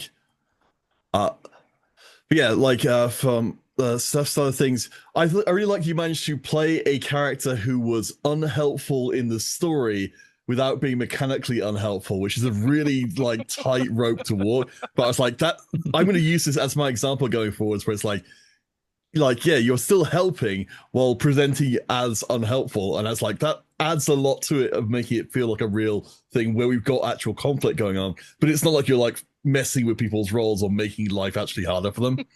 So I thought that's really good. The guy with the making the backstory and stuff work in context and just really bringing every single kind of idea out of that concept. I was so impressed by that. I was like, this feels like a very GME kind of thing to do, where it'd be there's 100 angles on this character I can do, and I'm going to use every single one of them. And it was wonderful. And I think from Ted's side of things, I especially enjoyed how the relationship with between, so I'm getting everyone's names and character names mixed up. Between Ted and Jan, I thought that was really sweet, because in one shots especially, it doesn't seem like you oftentimes get real sort of relationship dynamics working. So that I really liked that was effectively the heart of the show was this very sweet relationship between the two of them. And last thing, so I was writing this all on a notepad as we're going through. I really appreciate you, Mike, for being willing to work with our ideas and those ideas, rather than be oh god, they've taken me off my rails again. I'll just tolerate the nonsense and then get back to what it was we're doing. But actually leading into it made this tremendously more than it could have been. I think there was a moment. I think there was definitely a moment where we were doing character creation where I was like, we are just picking the most gonzo things, aren't we? Yes. Okay with it. I looked at the speedboat and the canine companion before and thought, oh, that'd be good. I just used the random table because I love that. Oh, really? And then just rolling with it. That always gives interesting combinations. Yeah. I will mention that this is, I think, the 4th time I've run Relay Watch, and I've never not had someone pick the speedboat. It seems too useful to not bring. Yeah. My picks would have been other things, but they would have been more straightly fitting to the grumpy veteran. So I needed some randomness in there. Yeah. And the speedboat was that. I do think mechanically the system, I wasn't super bought into the system in terms of when it got to the more later things, I would have liked it to be a little bit more like levers that we could pull. Like, I think people did a really good job with trying to make a very mechanically straightforward system fun by having every action be sort of played up and played into the theme. But like mechanically, it didn't feel like we were getting a huge amount of help there in terms of, we could do something. We just sort of most of the time we would be just trying to play to our type, like if we wanted to be effective. Which is okay, which I really like, but then I don't need these boxing in mechanics like the attributes. Like if I'm going to play freely, then I like the setting. I like the character creation. I'm a little. I agree with you. I'm not sold on the whole Tricube Tales game engine, and I think that might be one of the reasons why we don't really see that many Tricube Tales games out there. I've been toying with maybe like rewriting this game using using the Lumen system. I think that might be a little. I think that might give a. Anyway, that's something I've been toying with, is like redoing Relay Watch but using Lumen instead of Tricube Tales. I think that game gives just a little.